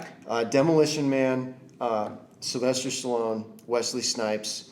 These are guys that were cryogenically frozen after the riots in LA in the early like late 90s, early 2000s, okay? Okay. And so and this is coming out in 93, so on the time span it makes sense. I love that, But it's crazy because Wesley Snipes somehow, this insane, elaborate criminal, gets unthawed from the cryogenic freezing and starts having a crime wave in a city that has no crime. Like they haven't had a murder in years, and this is the new Los Angeles, and it's all, you can't even swear, everything is clean. So then what they do though is that they unfreeze Sly Stallone because he was the only one that could catch and bring Wesley Snipes in. So they bring Sylvester Stallone in, they unthaw him. He's trying to adapt to this futuristic world. He's getting fined by the credit machine because he swears. You find out that everyone fine dining is now Taco Bell. So once again, we hit the merchandising piece. When Taco Bell and Demolition Man went gangbusters. They took off. Taco Bell stock just went nuts. Oh my God, that's once hilarious. Demolition, just because of their association with the movie. When I take a nice Sandra man out Bullock on in a it, too. date, I take him to Taco Bell. It's the place to go. Like 2 years ago, I think, was like, what years? Okay. A few years ago, it was like an anniversary of Demolition Man, and so Taco Bell had that like event. They did. Taco Bell went back and did their old futuristic, what was their futuristic shit time. They did like this whole, revert back. So. I love that. But yeah, you have to see Demolition Man. It's got killer one-liners. It's funny, shitload of action, but it's a cool story. Falling Down, another movie about California in Los Angeles. Michael Douglas. Sorry, I wasn't laughing at that. What were you laughing at? I laughed at preemptively at something we'll talk about when we get to Miss Doubtfire. Anyway. Oh, okay. But yeah, another film. So you see, we have a lot of stuff here. I mean, Blood In, Blood Out is in L.A. Demolition Man, New Los Angeles. Falling Down. Which our gang episode is going to be so good. Falling Down is one of my favorite. Falling Down is one that you can challenge from a socio-political standpoint. You can look at it from a psychological standpoint. But Michael Douglas is just this guy who's had enough. His wife's wants a divorce. He can never see his kid. A couple really great scenes though, because there's one where he's just out hanging out, sitting on a rock, and two Latinos come up to him, gangbangers, and start messing with him, and then he pulls out a bat and starts going at him. It's just, and he's just older, middle-aged white guy, And then the scene that he has with the Korean grocer when he's buying a Coke is just absolutely nuts. He just busts this guy's store up because he's pissed off that a Coke costs 85 cents, and so it really gets that social culture thing going because it's a Korean store owner, Latinos that he's dealing with. He's just a middle-aged, lower class white man, and just what he's having to deal with is he's minding his own business and challenging these societal norms, these perceptions, so it's a great film to get through. Highly recommend it. Yeah, I'll watch it before the gang episode. Yes, you will need to. Now moving on. Oh my God, this is when some of our, this is when our, two guys that were discovered that were in so many of our favorite Billy Wilder films. Oh yeah. Now, you got Jack Lemmon and Walter Matthau, and they come out with Grumpy Old Men. Obsessed. Which, I don't care who you are, you can watch that film and you will laugh so hard. If not for anything, you will laugh at Burgess Meredith. And all of his one-liners and him pursuing women around the grocery store. It's great. He plays this sneaky old man Burgess Meredith just makes the film, all of his one-liners. But then when Jack Lemmon and Walter Matthau get to playing pranks on each other, it just gets good, and it just brings kind of like the Odd Couple into this day and age. And so it's fun, and they have such a history of working together on Billy Wilder films. Yeah. And so it's really nice to see them still teamed up, coming back in, and of course they made Grumpy Old Men later on, which a rarity. The second coming of a film is just as good as the first. Yeah, which is often one of the... when you get the second one and you know it's not going to go much further, then usually it's a real letdown. But with that one, it was just the exact same thing. It was just, a different time of year, and it was just as good, just as funny, just as heartfelt. So. Okay, Nick, I'm going to give you an intro for this next one. Oh, you are?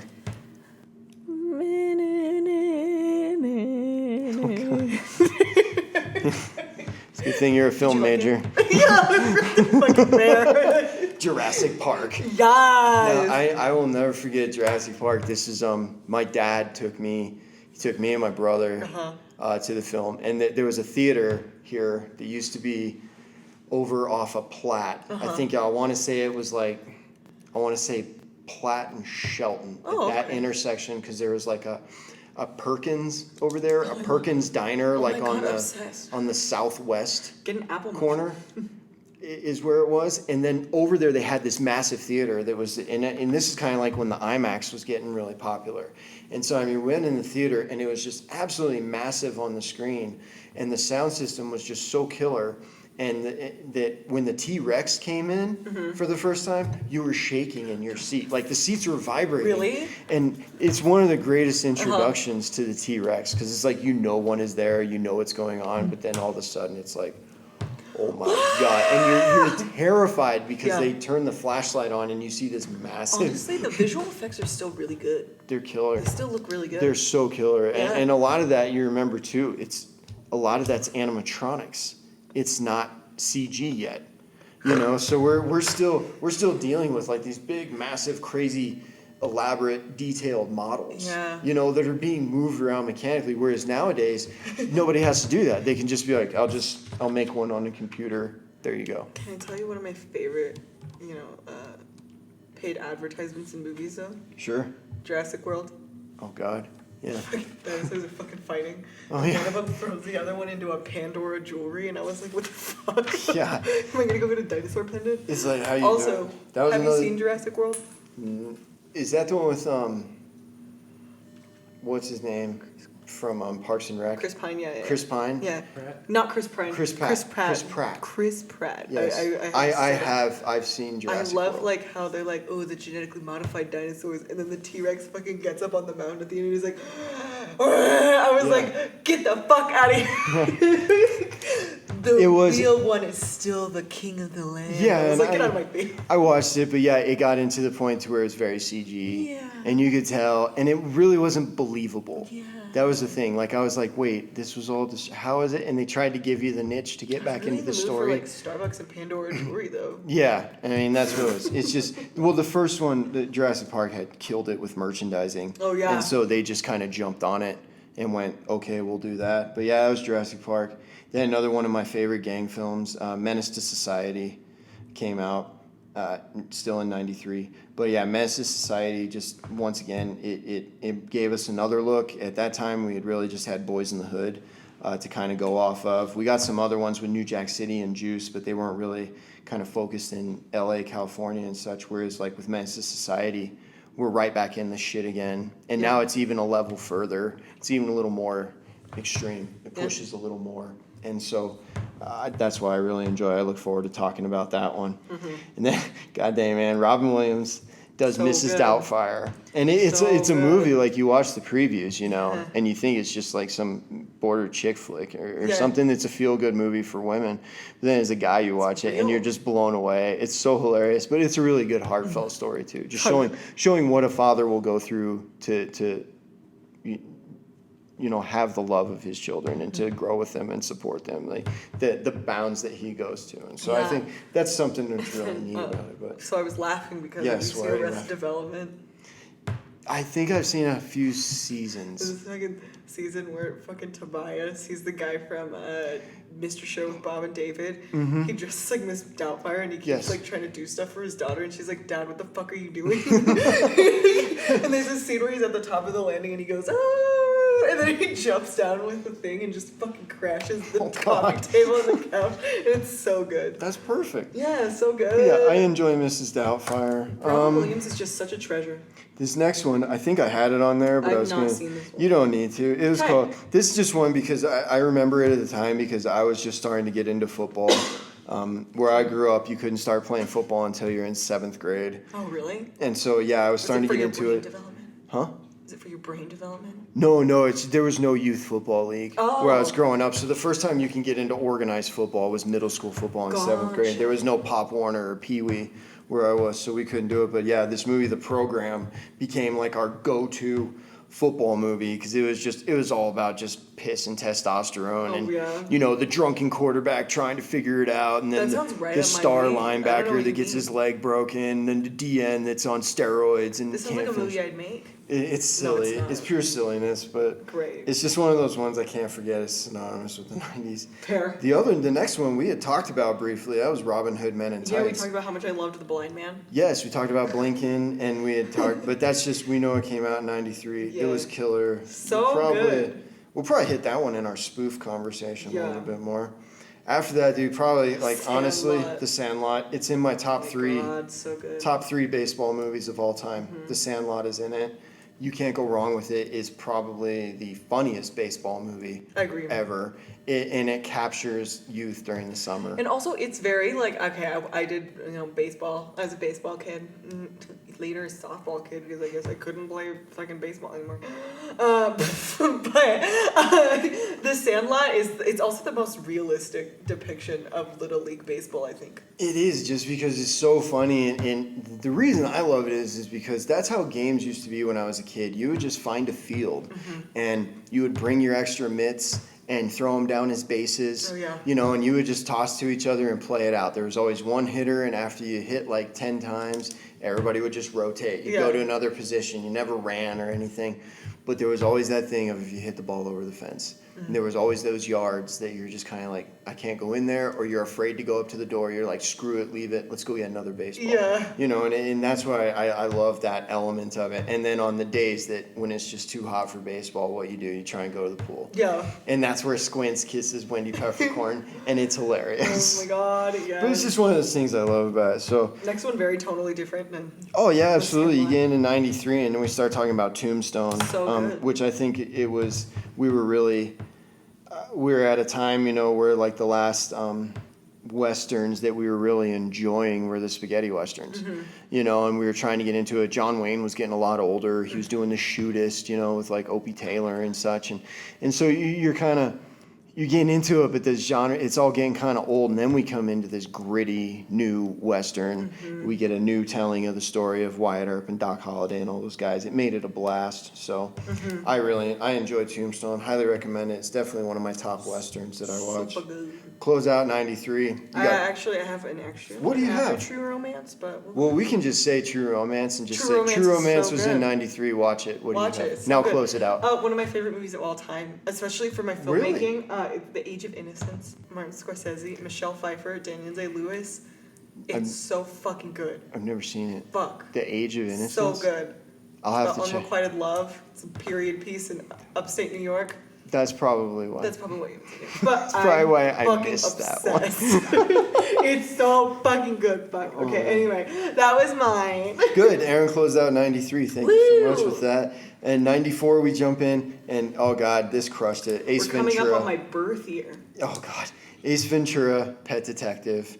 Oh my god, so good. Jim- I love the Jim the, Carrey, two-way this is door, where- the soundproof door. Yes. Obsessed. That was my Yes. favorite thing as a kid. There is so much that you can quote in that movie, talk about, that is just so freaking hilarious. Oh, yeah. There's even a part there's a part of it that is cut out, which There? upset me. If What you part? have the DVD, they have it. But if you watch this on any streaming thing, because there is a thing where he's in the tank of the dolphin, right, of Snowflake, and the reporters are coming, and there's the scene, he gets out of it, And there he's like, I am the trainer, I'm Han so-and-so. And then the guy says something to him. He's like, where's Snowflake? I was told I'd have this. He's like, oh, do you know him? Does he call you at home? Do you have a dorsal fin? You know? But it's cut out of the streaming services. That scene's not in there. I have it on DVD, and on my DVD it has that scene. Why that scene? But any of the streaming services, it's freaking gone. They the cut scenes. to like another thing, and I'm just going, no, that's one of the best lines. Like, Right? do you know him? Does he call you home? Do you have a dorsal fin? You know, just yelling at this reporter. It's so awkward. So yeah, Like, so thanks streaming services for screwing that up. Messing up Ace Ventura, Pet Yeah. Detective, Then 90. Cardinal Sin. The next one, Airheads. Have you seen I've not Airheads? seen Airheads. Okay, Airheads is crazy just because it has Steve Buscemi in Oh, it too. really? It does have Oh, I Steve love it. Buscemi. It has a couple other goons. I think Steve Buscemi on the mountain. Adam Sandler's in it too. Brendan Fraser, thank you. Adam Scott. Sandler doesn't So sound yeah, like a movie. Adam Sandler, Brendan Fraser. Well, fortunately, he's a little tame in it. He Okay, plays that's he plays a slow dipshit, I which love is so he's just playing himself. He's playing himself, yeah. And so, but yeah, it's just three guys trying to get their demo tape listened to. So they break into a radio station, and it just all hell breaks loose. It's kind of a cool music flick, but it's fun. Now this probably like border one of my favorite Kevin Smith films, and that would be Clerks. Yeah. Clerks hit us in '94. We had an incredible black and white with just so much subliminal comedy. So I gotta that say, the you story have to behind watch it it- a few times, and you laugh every time. Oh yeah, the story behind it too is like every filmmaker's like, yeah. So good. Yes. He like took out a loan Yeah. to make it. It's took all killer. this- yeah, It's just so killer. good. There's so It much good blew stuff up. in there. Yes, and Yeah. I love the when he fights with his girlfriend Yeah. because she finds. he's like 27 dicks, including me. And they get in the fight, and she's running out. He's like, "Don't go sucking any dicks on." And then you find out she has sex with a dead guy in the bathroom, and so there's just so many funny dynamics in That's that a are off Wednesday the for wall, me, and just kidding. it's just crazy. I love it. So good. Then we had Dumb and Dumber. It's just another that was just a comedy that just God for Jim Carrey to have Ace Ventura and Dumb and Dumber in the same year. That's just scary. That's frightening because they were just two comedic. Those films were just both comedy powerhouses. Yeah. You can watch Ace Ventura, Dumb and Dumber anytime, and you will cry. Well, also I get kind of tired of that, like kind of like Three Stooges-esque kind of comedy because it gets a little Yeah, old after a the while. It's not like, slapstick. but this one is definitely like Dumb and Dumber is like the Marx Brothers version of that kind of slapstick. It is, and they're so stupid. Like, the stuff that goes on, it kills The you. truck, the like picking up the lady. Oh yeah. That's so good.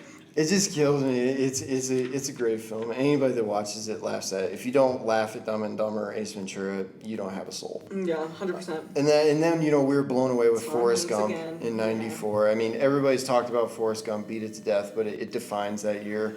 So moving on, one of my favorite horror films. I've not seen this one. It's called In the Mouth of Madness.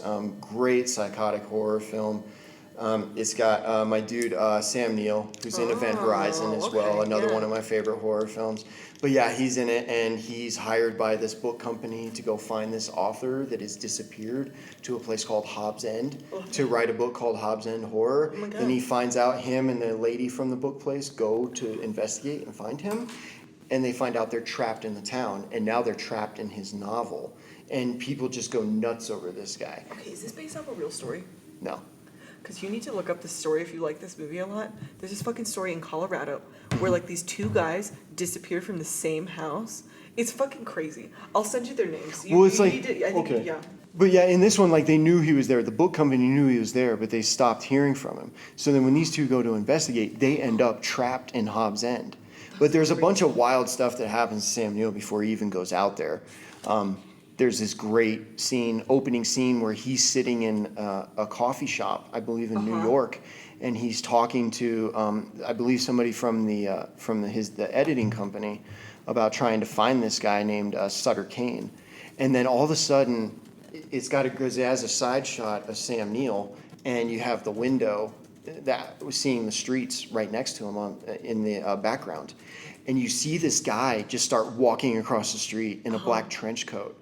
And as he makes it up to the window and he's staring in the window, Sam Neill has noticed, then he pulls out an axe, busts the window, gets up on the table, kneels down to Sam Neill, he's like, do you read Sutter Kane? That's And then just fucking moves on. So yeah, it gets you, and you're just kind of like, all right, I want to know who this Sutter Kane dude is. So it's cool. Definitely watch it. Killer horror film. Next one of my favorite little football movies called Little Giants. I've seen this football. Rick Moranis, Ed O'Neill from. Oh my God, what a cutie! They're just. It's a fun little football movie. It comes up with one of the coolest plays ever: the annexation of Puerto Rico. Love it, love it, love it. Watch it. Pulp Fiction also came out in '94. Oh, yeah, it's so We know what good. that did for us. Oh yeah. And then also Shawshank Redemption. Easily. It's I don't see it being the best film of all time, but it is a damn good film. It is so good. It's so good. It's it's incredible the way it's put together, the story and such. Mm-hmm. I'll never. I remember, like I think I said last time, I was like, when we get to Shawshank, I want to tell you this story about film class. Oh remember, my God! Remember I was telling you there's this thing. Okay. And so ready. I'm sitting, and we didn't watch Shawshank, but we're sitting there, Destiny right? would not. We were watching The Player. Right. So we're watching The Player, Tim Robbins. Yeah. And I hear these people chatting behind me, which annoys me. I hate it when people chat. Like there was this gang, I think we were talking about when you came in as a guest lecturer, there's this group, I call them the Gang of Five, who run their damn mouths the whole time. Oh my But God. they never turn their assignments in on time. They're always getting their shit handed back to them. And I'm just like, hey, maybe, just maybe, if you'd shut the fuck up during class, maybe you learn something. But they're brilliant. They're smart beyond it, So it's like, you can't turn the work in, but you're smart beyond it. Always talking film, but then we get to, so we're watching The Player, and I hear a few from this group talking behind me, and they see Tim Robbins, and they're like, he looks familiar. Oh no. And then the guy goes, I think that's the guy from Shawshank Redemption. When I heard that, I was like, why are you here? Why are you here? You're telling me you think that's the guy from Shawshank, who was in Bull Durham, who was in Hudsucker Proxy, who's in Player right now. Oh my God, Hudsucker Proxy is fucking how good. do you What is not that? know? I'm like, how do you not know Tim Robbins? Right. And when somebody's like, I think it's the guy from Shawshank, I was like, you need to quit now. You need to go. Maybe try communications out because film is not for you. Which runner-up this year, Hudsucker Proxy? Yeah. It's for kids. Yeah. And I mean, it was in our book too. It was in all these films were in our book. They talk about Shawshank at extent in the textbook that we have. Well, so then I'm sitting there right there. Film books. I do. I read the whole damn thing cover to cover because I was like, I'm getting into this. I need to be a professional. Good. I need to understand this shit. I gotta understand what we're talking. That's the purpose Also, of they're school. really good film textbooks. Yeah, and so I already read the one for the next semester. The analysis one, I got it a week ago, and I already read. Amazing. I did the same thing. All of my classes, like the Polanski class, like the Hitchcock class. I read them all before the I always semester try and read everything so I'm Yeah. familiar with it before I go in. And then I can just go with the flow. It makes helps life so easier. much. But yeah, it killed me when this That's so person annoying. was like, I think that, I was like, man, get the fudge out of here. You were like, who are you? Also, like, and stop talking, it's so awkward when like somebody's like, I'm a film person, I know everything about movies. Oh my God. Because you always get in film school, you get all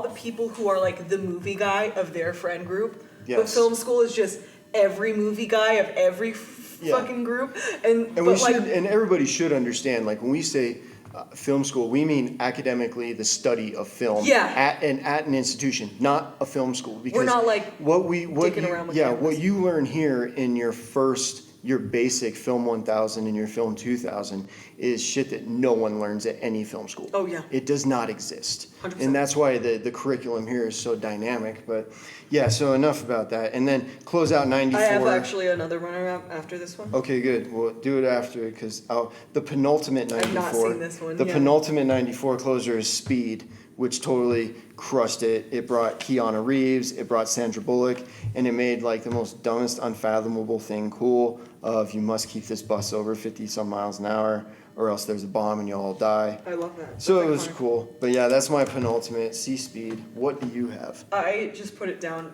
I don't particularly think it's a masterpiece, but I watched it a ton when I was a kid, and it's The Page Master. It's Never heard of it. I think, is it Macaulay Culkin? Yeah.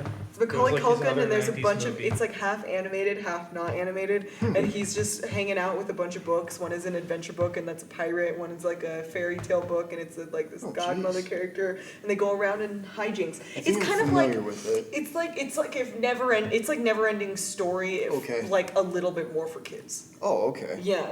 Okay. Yeah, I see what but you're that's the Page Master. Well, good. Oh my Then God, we're when- getting a step closer then we're in to 94. somebody Oh yeah. being birthed. Well, now we're in 95. 95, I started with the Basketball Yeah. Diaries, Leo DiCaprio. It's really cool. Shows dynamic of a high school basketball star Mm-hmm. dealing with drug addiction. Really good film. I think it's put together well. One of Leo's early roles that I think he doesn't get enough respect for. Yeah, that's fair. Really enjoy Basketball Diaries. Then, man, oh God, we got hit with Casino. Fuck me up. One of my favorite movies of all time. Yeah. Sharon Stone is a God. Oh my God. Yes. Fuck. And that's another one where, That's all I have to Sharon Stone crushes it. Casino. Did she win the Academy Award, or did she just get nominated? I don't know. I think she won. We'll figure that out before Yeah. our gangster episode. But to Casino get is into it. fucking excellent. Love It's my Casino. favorite Martin Scorsese movie. And then you had Clueless. Oh my I don't know. God. You can't mention the 90s without mentioning Clueless. Right. Just with Alicia Silverstone, as if, and Oh, yada yeah. yada. You just can't. I mean, yeah, it's a shit movie. I do not watch it over Really? and over, but I can sit through Well, it. Clueless, people took Clueless and ran with it for Yeah. the Oh, God. 2000s. And that's, unfortunately, there are a couple films that really started. Clueless led the way to some good stuff and some real shit. But then after Clueless, probably like, I would say my Friday. favorite film of 95, Friday. You can't go wrong with Friday. good. Right? Ice Cube crushed that when he So wrote good. it. There's so many good one-liners. I love Smokey, but even though it's one of the funniest damn films ever, Mm-hmm. it has this great emotional dynamic. It's really good, be a man, fight with your fists, So I think it challenges that really well. I like what it brings into it. And then after Friday, we had Four Four Rooms, Rooms. our little collaboration pick Which that we were I talking kind about. of wish that Tarantino acted more. I Yeah, really like him. I really love the scene. I love capturing how they capture it. I think I mentioned it before. It's got Steve McQueen, and then oh God, Sydney Greenstreet. Yeah. Is that it? Yeah, because it's Yeah. between Steve McQueen and Sydney Greenstreet that they have it, and they reenact that. But no, I'm not gonna lie. Like, what I enjoy that one, but the first one is fun because when he makes the call to the hotel manager, and she's like, "You got fucked by an oven full of witches." He's like, a coven of witches." Hey, coven, not oven, coven. But I like that one. Tim Roth also kills it. When Tim Roth, but one of my favorite ones is the Antonio Banderas. His kids, did they misbehave? Yeah. Because the kids are just so ornery, and the girl is so nasty to them, and it kills me. It cracks me up. But C4 Rooms, Oh, yeah. the Higher Learning. I look forward. We'll talk about this one more next week in our college episode. But it's a John Singleton film, I believe. And John Singleton's known for bringing like brutal, harsh reality to light and showing some more of the complicated dynamics that go on in the world. But this takes a really hard look at college life. And And then Jumanji. You can't go wrong with that. Robin Williams kills it. 100%. It's another one. It's super funny. The other one, Leaving Las Vegas. We did talk about that. We talked about it in our Tough Love. Love for Dudes. Yeah, love stories for dudes. We definitely crushed Leaving Las Vegas. And then now my second favorite Kevin Smith film, Mallrats. Stink palm him, dude. You cannot go wrong. If you see any Kevin Smith films, see Clerks and The Mallrats. thing I love about Kevin Smith films too is the way he brings so much comedy to such mediocre scenarios and situations. It's the mall. Right? It's a dating show at the mall. Yeah. But I just love it in the beginning when he goes to pick up his girlfriends and she's like, and she talks about how some chick swam herself to death. She's Right. like, she's her heart exploded. Somebody said she was fat. And I was like, oh, this is good. Yeah. So yeah, I love Mallrats. And then close out 95. Suspects. Yeah, The Usual Suspects. So good. That thing's been beat apart, picked apart. But it's one of those ones. It really defined. It really sends you on such a mind bender, and it's one of those ones. The first time you see it, it snags you at the end. Oh, yeah. Is Kevin Spacey starts to walk normal down the street, and all we see is his feet. You're like, And we're onto him. We're like, oh my god. oh my God. Yes. And then so move into 96, and And somebody was born. Oh, okay. In the November month of the year, which is ironic that Kingpin came out the year. God. 1996, the year I was born. You were born, and I got my Finally- driver's license. Finally joined us. What are you trying to say? I'm just saying I'm old. I'm not trying to Or say. maybe I'm just young. I'm I just was saying. 3 I'm just whole kidding. years old. Jesus, here we go. There were 3 whole years. But one Anyway. of the first one I liked is A Time to Kill. Yes. Because it's pretty much To Kill a Mockingbird, just a very modern version of it. Yeah. And it's one of those ones where, I mean, we see Matthew McConaughey in Dazed and Confused, but it's minor. This is where really McConaughey had some chops. I mean, he Yeah. crushed it as the True. lawyer. He did really well in the film, so I enjoy it. I And also then- kind of love this 90s subgenre of films that take place in courtrooms. Yes, Okay. very much. But then after that, we get a Coen Another Brothers. one of my favorites Fargo. of all time. Fargo's so fucking good. Fargo's killer, and we get to meet. It's the Coens, Yeah. and we really get to see like what these dudes are made of. Yeah, and- but the standout for me is always Margie.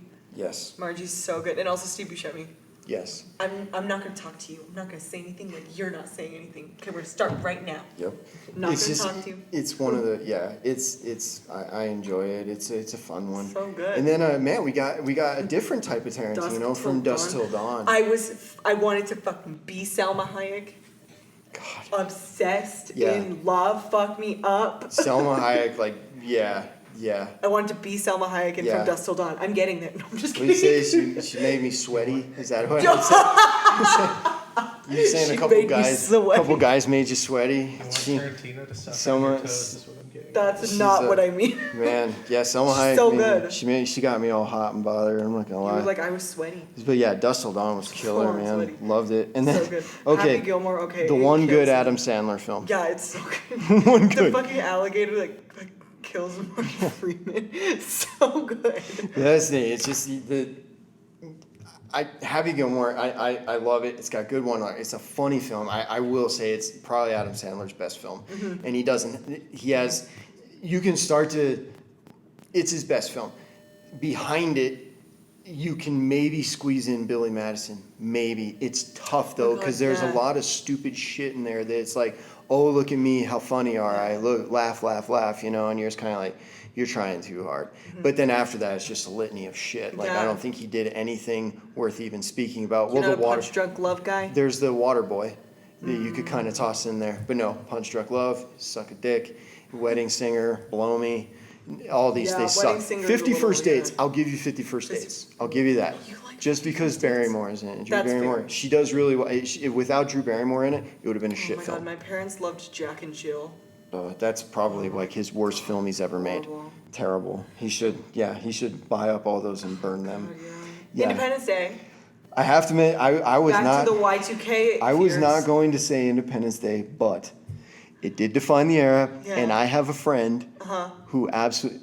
If I were not to mention Independence Day, she would murder me. Really? Yes. Why don't you like it? It's her. I just don't think it's one of the best films ever. And just Gotcha. because I have a friend that tries to, oh God, it's the best film ever. And I'm like, you're out of Oh, your wow, freaking that's mind. interesting. She literally, this film means so much to her when she moves from house out. Uh-huh. Like anytime she moves, it'll be in her carry-on. And because it is the DVD that's playing as she's unpacking, it's her go-to if she ever needs a film to watch and can't, like seriously, she probably watches it once a month. I love that. It's insane. That's the most random movie, but I love it. You can hang out with her in the whack house. I'm not gonna you know. So yeah, Independence Day. Oh God, and then you can't mention Jerry it without Maguire, Jerry yeah. Maguire. Show me the Yeah. money. You complete me. Oh yeah. But I love It's really Jerry. weird. My dad is like super weird, and he's like, "This is my favorite movie of all time. Is Jerry Maguire." And I'm Oh like, gosh, that's funny. That's a reach. Right? But yeah, and then after Jerry Maguire, we discussed it a little bit. Kingpin, not which your, Erynn later remade. not No, I'm your just Kingpin. kidding. But yeah, I just say anytime you tell somebody they got Munson, they know exactly what Right? you're talking about. Oh They're my like, God, yeah, 100%. you totally got Munson. They're like, yeah, it's Kingpin. And then after that, I mentioned Mission Impossible because now.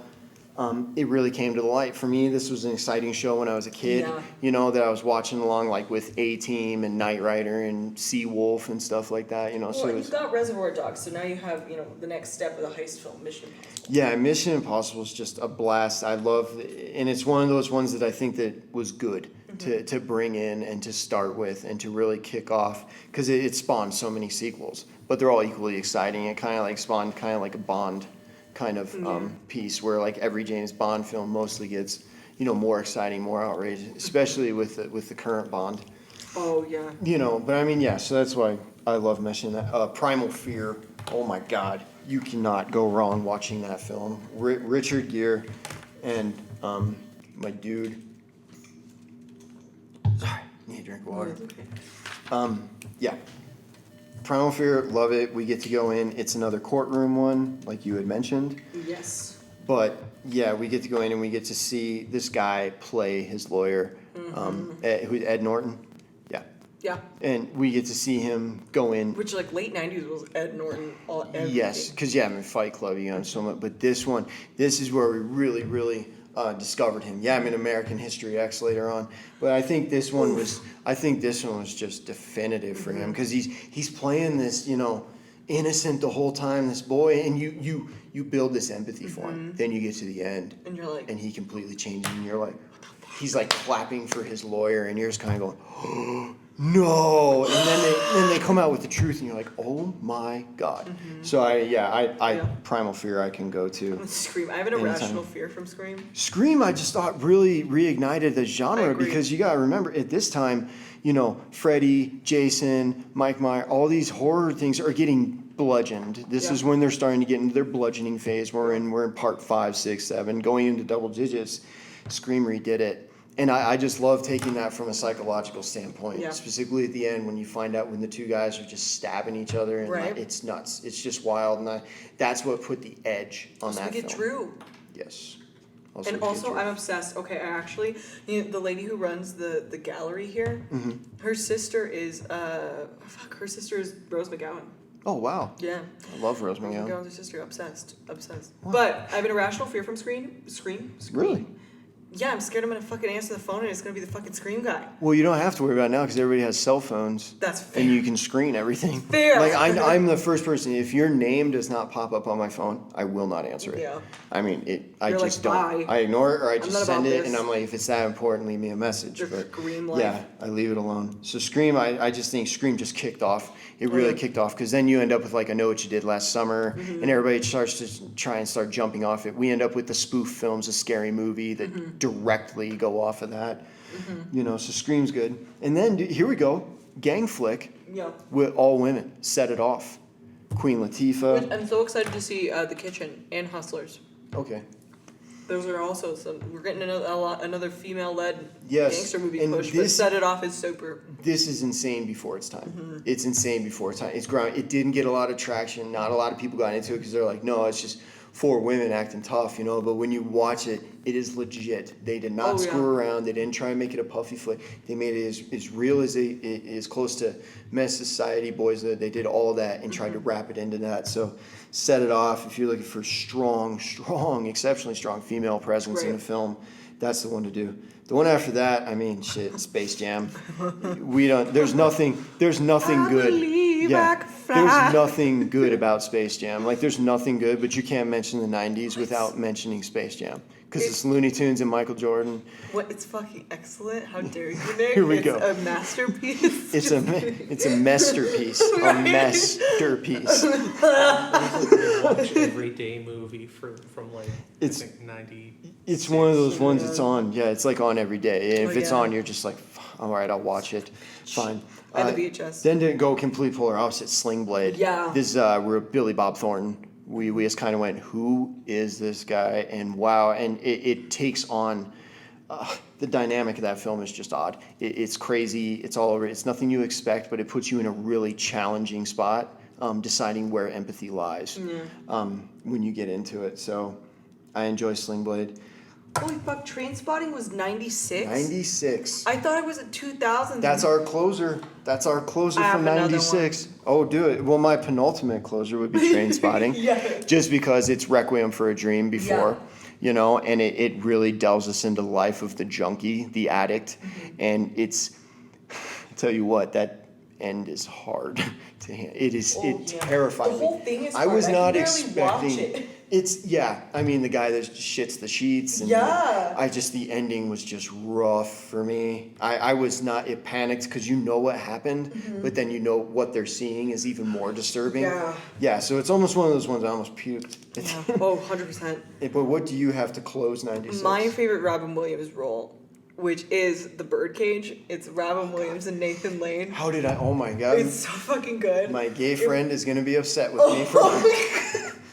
I'm obsessed. I also just love Nathan Lane so much. He's one of my Yes. favorite actors of all Thank time. you. I have to thank you so much for bringing that up, because you're not lying. It's one of those ones that I can watch it as a heterosexual male and laugh my ass off. It's so good. Yeah. And I remember a person who I met last semester, very outly homosexual individual in his like 50s or such, I love that. married, with his third husband or so. Oh my God, iconic. Such a cool guy to talk with, because he had been through so much shit, and I had got there that we understood right away, that we're both on opposite ends of the hetero homo spectrum, Oh, yeah.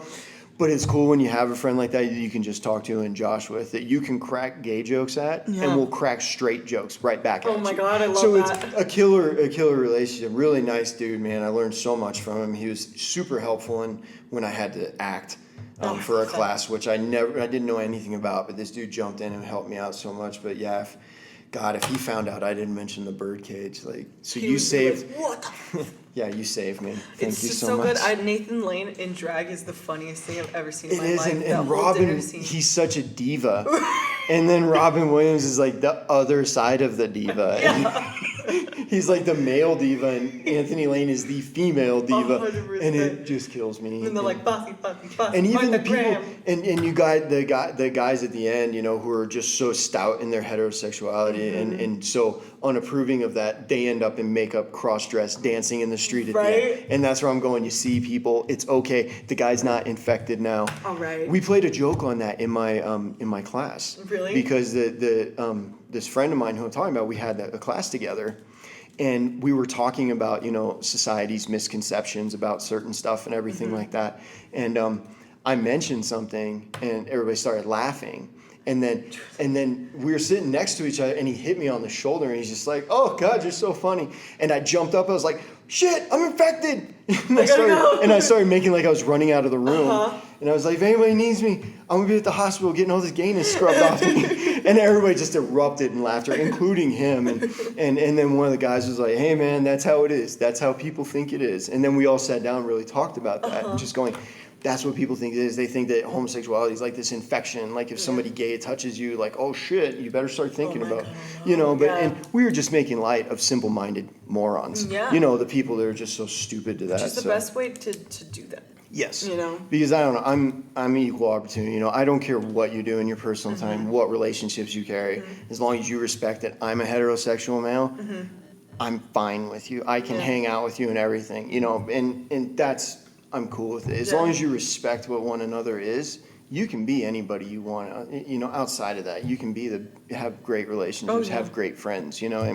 I have so many friends. There are so many different races, so many sexual orientations. So many people that identify certain ways now. Well, it's a part of you, and it's weird when people make like certain things about you everything about you. Yep. You know what I mean?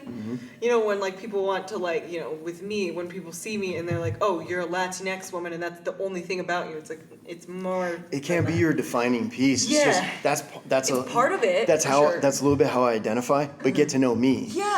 And so that's why, and I think that's been one of the cool things about being on the campus here is like me being a veteran and coming from such a narrow-minded background, and understanding what I was coming into. Like I was terrified because I figured I was going to be on the other end of it now, that everyone that was so much different than me wasn't going to be accepting of me. Yeah. I thought karma was about ready to bite me in the ass, but then lo and behold, to come and find out all these different people that I'm meeting are they're so kind, they're so helpful. And you realize right away that none of that matters to them. None of that ever even crossed their mind. It was never in their head. You're just a person that they're getting to know. Yeah. And that's what I love about the campus community here. That's how we should all. If everybody operated that way, it'd be nice. And the world would be specifically, so much better. Specifically in this arts industry, you have to be open-minded in this industry. You have to be understanding. But the thing is, don't sell a person short just because they identify a certain way. Yeah. Get to know the person. There's so much more to it. There's layers peeling back. Oh yeah, 100%. So what were we talking about? So now we're in Are we in the 1997. 97. I don't watch this film often, but I just think it needs mentioned. As Good as It Gets. Just because once again we're hitting dynamics, but you have this writer this guy who's an introvert. He's an asshole. You know, you have a waitress who's a struggling single mom, you know, with a sick child she's taking care of. And then you got the guy across the hall from him who's a homosexual. And you have all these dynamics get brought in, and we see the result of what was tagged at the time as gay bashing. You know, we find out a homosexual individual gets beaten to a pulp and he's struggling around, and then this unlikely group embarks on a road trip with one another, you know, and really finds out things about themselves. And so it's one of those ones that definitely mentions it. Yeah, 100%. I enjoy it. Oh, we're talking about 007. 1997, Austin Powers. 007. Let's be clear that the Austin Powers films are all a remake of Casino Royale. That's it's fucking essentially true. 3 films. He made 3 films, and they are all patterned after Casino Royale, which is like the greatest Bond spoof film ever. Mike Myers, Austin Powers can come in right behind it, but I'm sorry, Casino Royale will always be first. Something. I don't know why, but Mike Myers just creeps me out. Oh yeah, he's weird. I can't watch the Austin Powers movies because it creeps me out too bad. I love though. I can't wait. The second I'm able to, I'm going to dress as one of the fembots for Halloween. Oh, perfect. That's such a fucking good costume. That's so fucking. But, I mean, that's hilarious. But I mean, I give it credit because at the time, I did not know of Casino Royale. You know, you gotta think during this time, the internet is like maybe just starting. The most we have is like our Blockbuster Video, you know, or magazines to look at, like Columbia House and stuff like that to try and find films and music. But yeah, I didn't know much about it, but thankfully Austin Powers helped me discover Casino Royale and appreciate it so much more, and to realize that, you know, Mike Myers just ripped off a film and turned it into 3 parts. What year was Casino Royale?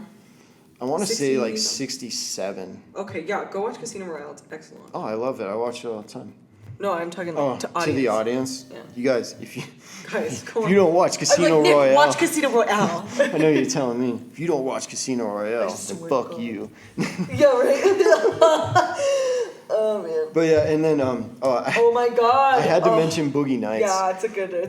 So the funniest thing about Boogie Nights, right? I'm in high school. I think I was a sophomore, freshman or sophomore. I was a sophomore at life. And so I had this sweet old lady. I'll never forget her. Just nicest teacher. She's probably in her late 50s, early 60s. Just a nice little lady. She had a really nice husband. They were traditional country folk. Okay. You know, just really sweet people.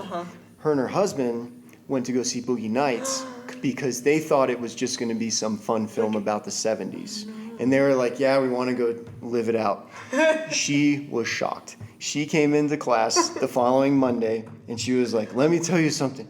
Boogie Nights is not what you think it is. And we're like, what do you mean? And she's like, me and my husband went. We thought it was this nice film. It's dirty. It's filthy. It's pornographic. And we're like, what? And she's like, yes, it has nothing to do with the 70s. It's just Mark Wahlberg pulling out his dinghy, and this lady, 2 ladies sleeping with him, and Burt Reynolds is, he's despicable. And I was like, oh my God. So I thought it was funny because she was totally shocked, and we're like, hilarious. And she's like, we were gonna walk out, and I'm like, oh. You're like, but you did it.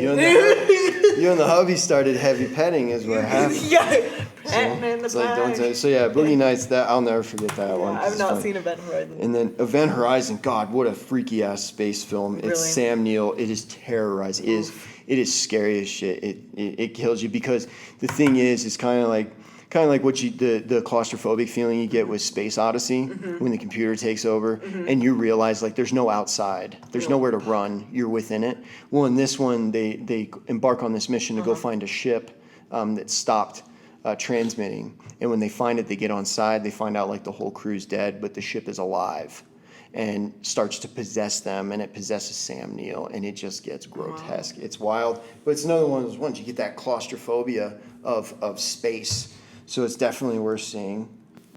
After that, God, Tarantino just crushed the 90s. Up. Jackie Brown. Brown. That used to be my favorite Tarantino movie. It's one of my top Tell a story. by far. When I was in high school, I had to get my little, I was giving graduation speech and I was on stage the whole time and blah, blah, blah, blah. And I had to get my little graduation outfit under my robes. I went and found a suit like the Jackie Brown one because I needed to look like Jackie Brown. Oh, nice. Yeah. So I had a little nice Jackie Brown pantsuit. I was getting ready and I was like, oh God. The coolest, I swear, the best Jackie Brown, it's kind of like we kind of see like that that True Romance Oh, dynamic yeah. thing, because we were talking about the shootout in True Romance where you have like 3 different factions show up and yeah. everybody's kind of looking at everybody funny and then the bullets start going. Well, we get that with the department store scene Yeah. because we get to see it from 3 different lenses It's so as it fucking goes cool. down, and it makes it, you know, it's the exact same thing you're watching, but it makes it so much more incredibly different. It gets you so much more involved, and you're not really involved into the operations of what's going on, this plan, until you see it, and you get to see it through And all it's these so different hype. people. So, So I good. that's one I want to, however he wrote that is brilliant. And then closing out 97, unless you have one.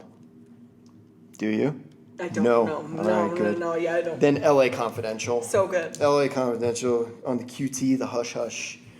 But yeah, and that was one where what's his name, Russell Crowe. Russell Crowe's a monster in there. He kills it. Yeah, and then the dude from Memento. I can't remember his Ryan- name. Yeah, Gosling Reynolds. something. No, it's not a Gosling Reynolds. But no, he was the guy from Memento is in there too. Enjoy that film. You can't go wrong with it. 97's gone. Guy Pearce? Yeah, I think so. Okay, great. Maybe. Like, I'll agree. It's a killer. You're like, film. yes. Enjoy it. I enjoy it. So good, yeah. And Lil Danny DeVito. 98. 98. Oh man, here's where Norton Oh my really God. really smacked. And this has Ed Furlong in it too. Edward Furlong from Terminator 2. Oh, yeah. American History X. This movie's so fucking good. Oh. But it's so hard. It's brutal. It is. So It's extreme. hard. Yeah. If you don't know what a Kirby is, you better get ready. Oh, God, yeah. But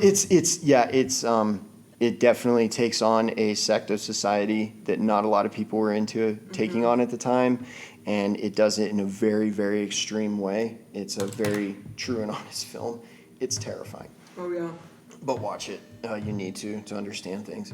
And then, oh man, then my dudes Trey Parker, Matt Stone came out with Basketball. I've never seen Basketball. Oh god, super spoof film man. where they merge basketball and baseball. They do this great entrance where they talk about how sports were going down and nobody wanted to watch them anymore, and everybody hated it because teams were traveling and players were traveling. So they come up with this driveway sport called basketball. It's basketball with baseball rules, and they end up having this big league.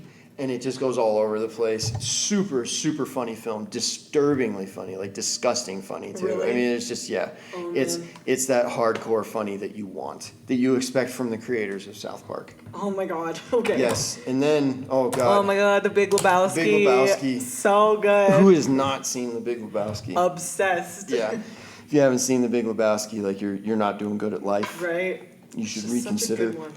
Maybe seek out the priesthood or a convent. I don't know, but you must see Big You Lebowski. must see it, yeah. You have to comprehend who the dude is. Oh, my God. Blade? Yeah, Blade. Guy. How could you not? Blade No. was my next one. No, I love Blade Blade. is good, but Wesley like Snipes. Wesley Snipes, didn't he like just get out of jail for tax evasion? I believe it was after that. Oh, I believe it okay, was okay, after. I think it was after the Blade popularity because he was also doing. Because he got hit and then he just got a like yeah. Yeah, because he was doing Passenger 57 at the Yeah. time because he had a ton of movies he was jumping in the 90s. Oh, yeah. And then it was after that he got busted for tax evasion and Damn. such. But now he's recently been in like the Expendables, some of the Expendable They films. had that gag, like, because Expendables 3 starts with them rescuing his character from, some, I don't know, foreign country where they have him in this prison, and they're like, what they even have you in there for? And he's like, oh, tax evasion. Yeah. Oh my So they crack a gosh. joke to it 'cause he's been Okay. in and out. But yeah, Blade for me, It's good. yeah, it killed it because the only other, I mean, Dusk Till Dawn was a good vampire film. John Carpenter's Vampires with James Woods was a absolute killer is one of those vampire films. But Blade was wild, and it made techno music matter for a few more That's years. true. You know, nobody really gave a shit about techno. They kind of pretty much don't now. All that club But music. what yeah. it did is, it made everybody wanted to just get the Blade soundtrack just so that they could have that boom, boom, boom, boom, boom, boom, boom, boom. La, la, la, dee, la, Yeah, la. just and that's all you could, and people would, and it's like literally an 8-9 minute track Oh, yeah. that goes in so many directions. But yeah, Blade's the shit. So good. Fear and And then, Loathing in Las God, Vegas. I love Fear and Loathing in It's Las Vegas. Crazy that scene where like everybody's fucking reptiles sitting there and Yeah. freaks me out. Oh God, when he starts Also, taking, Johnny Depp makes when me he's sweaty. taking pure mescaline. Oh my God, yeah. He's like, I just love how he talks about his drug trips. I love all the one-liners in the film. I love how he consults his lawyer over the stupidest shit, and Benicio del Toro gives him like this off-the-wall, just dumbass advice, and it's kind of, well, what the hell? But it's definitely a great movie to watch, even if especially after you have some edibles. As much as the next one too. I would be so Half-baked. fucking scared. No, if you get Fear and Loathing, you can watch after edibles, and then God, one of my favorites, Half Baked. Dave Chappelle just came out and decimated us all. It was our new Cheech and Chong, because I'm such a huge fan of Cheech and Chong Up in Smoke. It's so good. I love Cheech and Chong Up in obsessed. Smoke, but then Half Baked came out. There's so much funny shit in that film. I also love how Cheech Marin just has like a career now doing voice work. Yeah. I'm obsessed. I'm like 10 He's been all over the place. He's a cool dude, but yeah, Half Baked, just like, God, it ruined me. It's I have a question. so funny. Do you like Harold and Kumar? I like Harold and Kumar go to White Castle. That's so fucking good. I don't like anything after that. That's fair. I like the White Castle one is the And I love Neil Patrick Harris being in it too. Is this wild coke fiend? Fucking babes. Yeah. But he's the gayest man. Yeah. Which is funny, but yeah, it's good. So yeah, Half Baked is there. If you haven't seen it, you're wrong.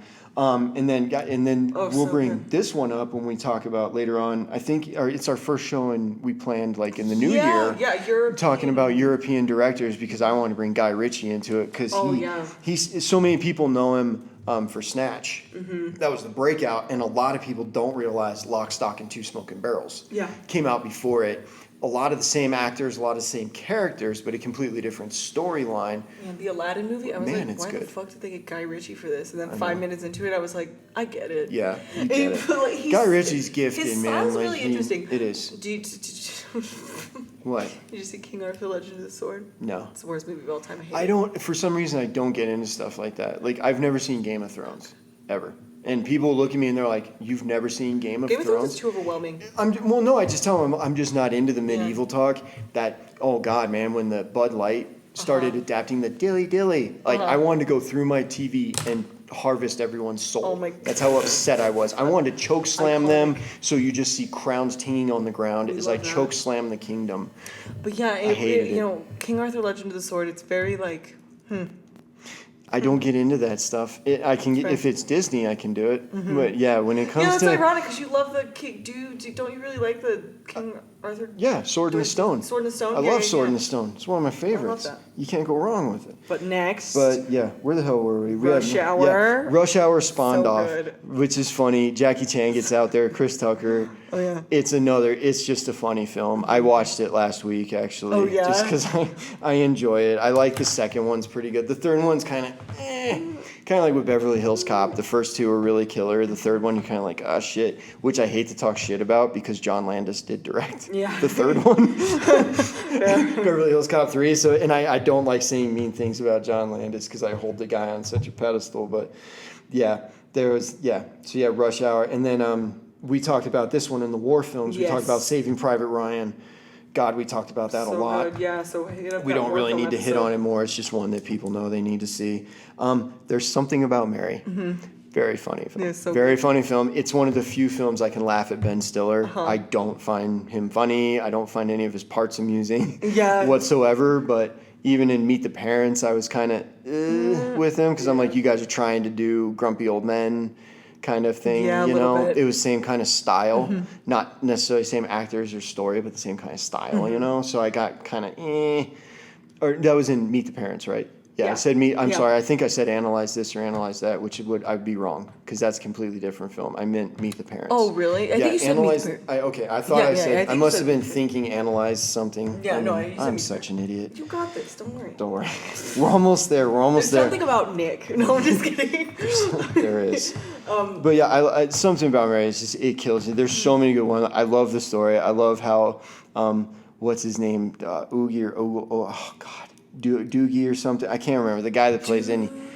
Yeah, and he has the obsession about her shoes and everything, and he's like stealing from her. It's just it's a funny movie. Excellent. That kind of gets us into that. It's the same style as kind of like Me, Myself, and Irene. A little bit, which is another one I like. But that one came out, I believe, in like 2000 or so. So it's out of our genre, but it's still kind of like same style. It's a new type of comedy that we're seeing where people are really getting a little more edgy with their their spoken word, with their dialect, with everything that they're saying. There's more racy language, Yeah. I guess you could say. More things that people want to say but never do, and we get to see it now. You can close out 98 with The Waterboy. Yes. Because like I said, you have Happy Gilmore, then I would probably go Happy Gilmore, Waterboy, Billy Madison, and then The Dumpster Fire.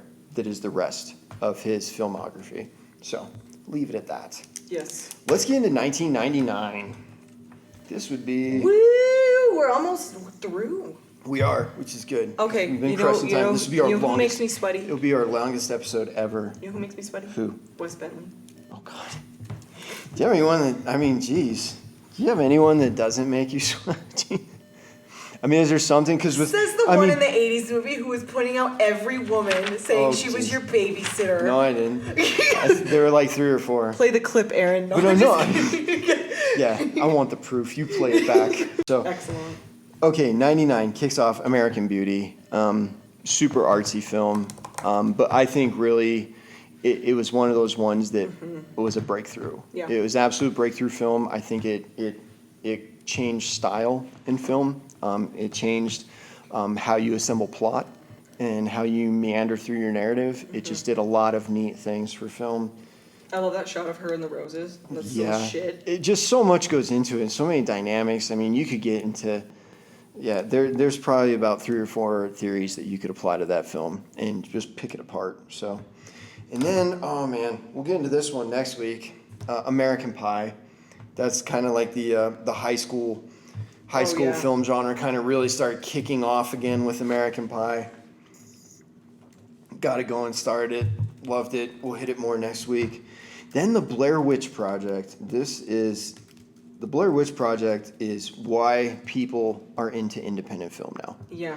I think the thing everything they did to make the story more interesting around it is also so intriguing. And I think their budget was like $60,000 or something like that, and it ended up making millions, just insane amount of money. It went gangbusters so quick, but it launched independent films. It really launched the scene, and it made people really start to watch and appreciate independent film and just like what people could do with it. So, love Blair Witch. And then probably one of my favorite movies of all time, The Boondock Saints. If you have not seen The Boondock Saints, you're wrong. You need to get into it. Probably one of the coolest stories ever of brotherly love. Action-packed, killer one-liners, and I just think the story and the brothers being reunited, how they're reunited with their father, and how you discover that this vicious man that was pulled out of prison is their father. It makes it super fun. Yeah. Oh yeah. So, wait, really quick to go back to Blair Witch. Do you think it was an actual witch? Nah.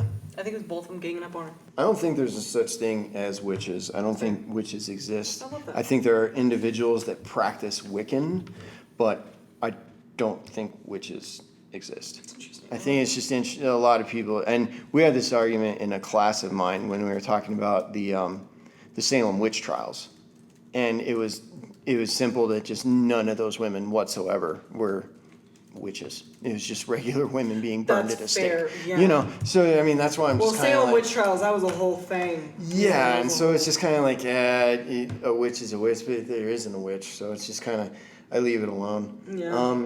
Who is it? Oh yeah, Kubrick hit us. Oh my god, With fucking Eyes Wide Shut. Eyes Wide Shut. I'm so scared of cults.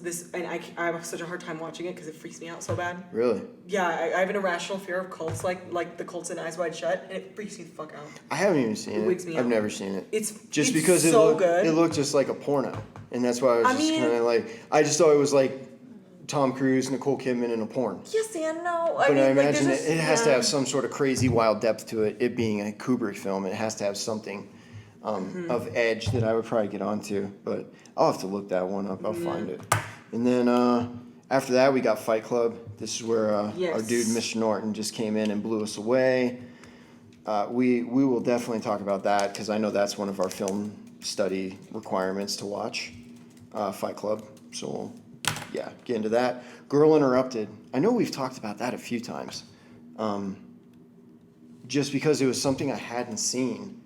And I remember when we were getting into analysis, when we were having to do our first paper on analysis and theory of a film and pull it apart, I was able to read Girl Interrupted by a former student who wrote it. Oh, really? And it blew me away. This young lady who wrote her final paper, did an incredible job. And it was really interesting to read, but it generated enough of an interest that I watched the film. Yeah. Then after I watched it, I was ecstatic. I was kicking myself, just going, how did I not watch this sooner? Yeah.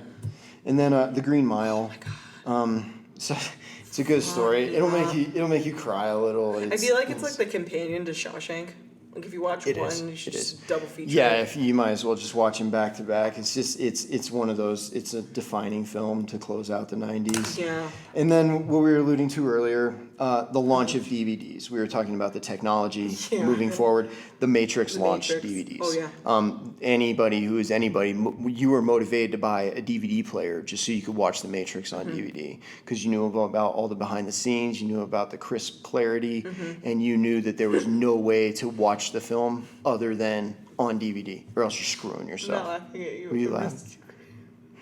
Last time I watched The Matrix, I just made out with my ex-boyfriend the whole time. That's terrible. Yeah, it was pretty bad. I can't just watch this. I have to watch all three in a really? row. That's so It's interesting. so difficult for me just I love watch that. one. That makes a lot of sense, though. I absolutely I think have that's to. how they're best consumed. Oh, absolutely. Yeah, that's if you what can it's- watch all three in a row. Oh my But I mean, God. unless I end up with a girlfriend to make out with, then I mean, I totally just make out with yeah. And then you just look over and they're bending spoons, and you're like, Yeah. oh. Yeah. Fuck that. If you got down for the whole Matrix trilogy, like how long was it gonna last anyway? Fair. I'd make it the whole time. I would. I'd just make out the whole You time. look so proud. I would. I just need to I need to go get a girlfriend first. Okay, you're like, okay, This- get girlfriend, Make out to Matrix. profit. Okay. Enough about the Matrix. Next one, Office Space. Office Space. One of my top Oh films. my God, One of my so top good. favorites of all So time. fucking good. You cannot go wrong with Office Space. Kills That was me. made by Mike Judge, I who love made Beavis and mediocre Butthead. situations becoming a comedy. Yes. It's just so fun. You take in Office, and I mean, I don't think you would have like Ricky Gervais, the English version of The Office. Yeah. You wouldn't have The Office here in the States. I agree. If you didn't have Office Space, because that film, obviously, I mean, those shows are patterned after that. You know, just what goes on in this ridiculous office life. So, like I said, Office Space, you can't go wrong. You got to see that. Sleepy Hollow. I really enjoy mentioning that one. It's so dark and so sinister, and it kind of presents like it might be kind and kind of like a kid's movie at first, but it's far beyond that. And it's very macabre, it's very dark, it's very disturbing, but it gets you, and it does give you goosebumps. It makes you tingle. But yeah, I think Johnny Depp crushes in it, Yeah. and Christina Ricci crushes it. I agree. Super, That and they're fucking a blood great. tree was so they're such a fucking good weird. combo. Yeah. Having Depp and Ricci, just because they're both so good at those macabre parts. You know, getting in there. Yeah, And then, 100%. I agree. like, oh God, South Park, bigger, longer, and uncut. That film changed it. That changed it right Yeah. there. Everybody was so in. South Park had only come out a few years before.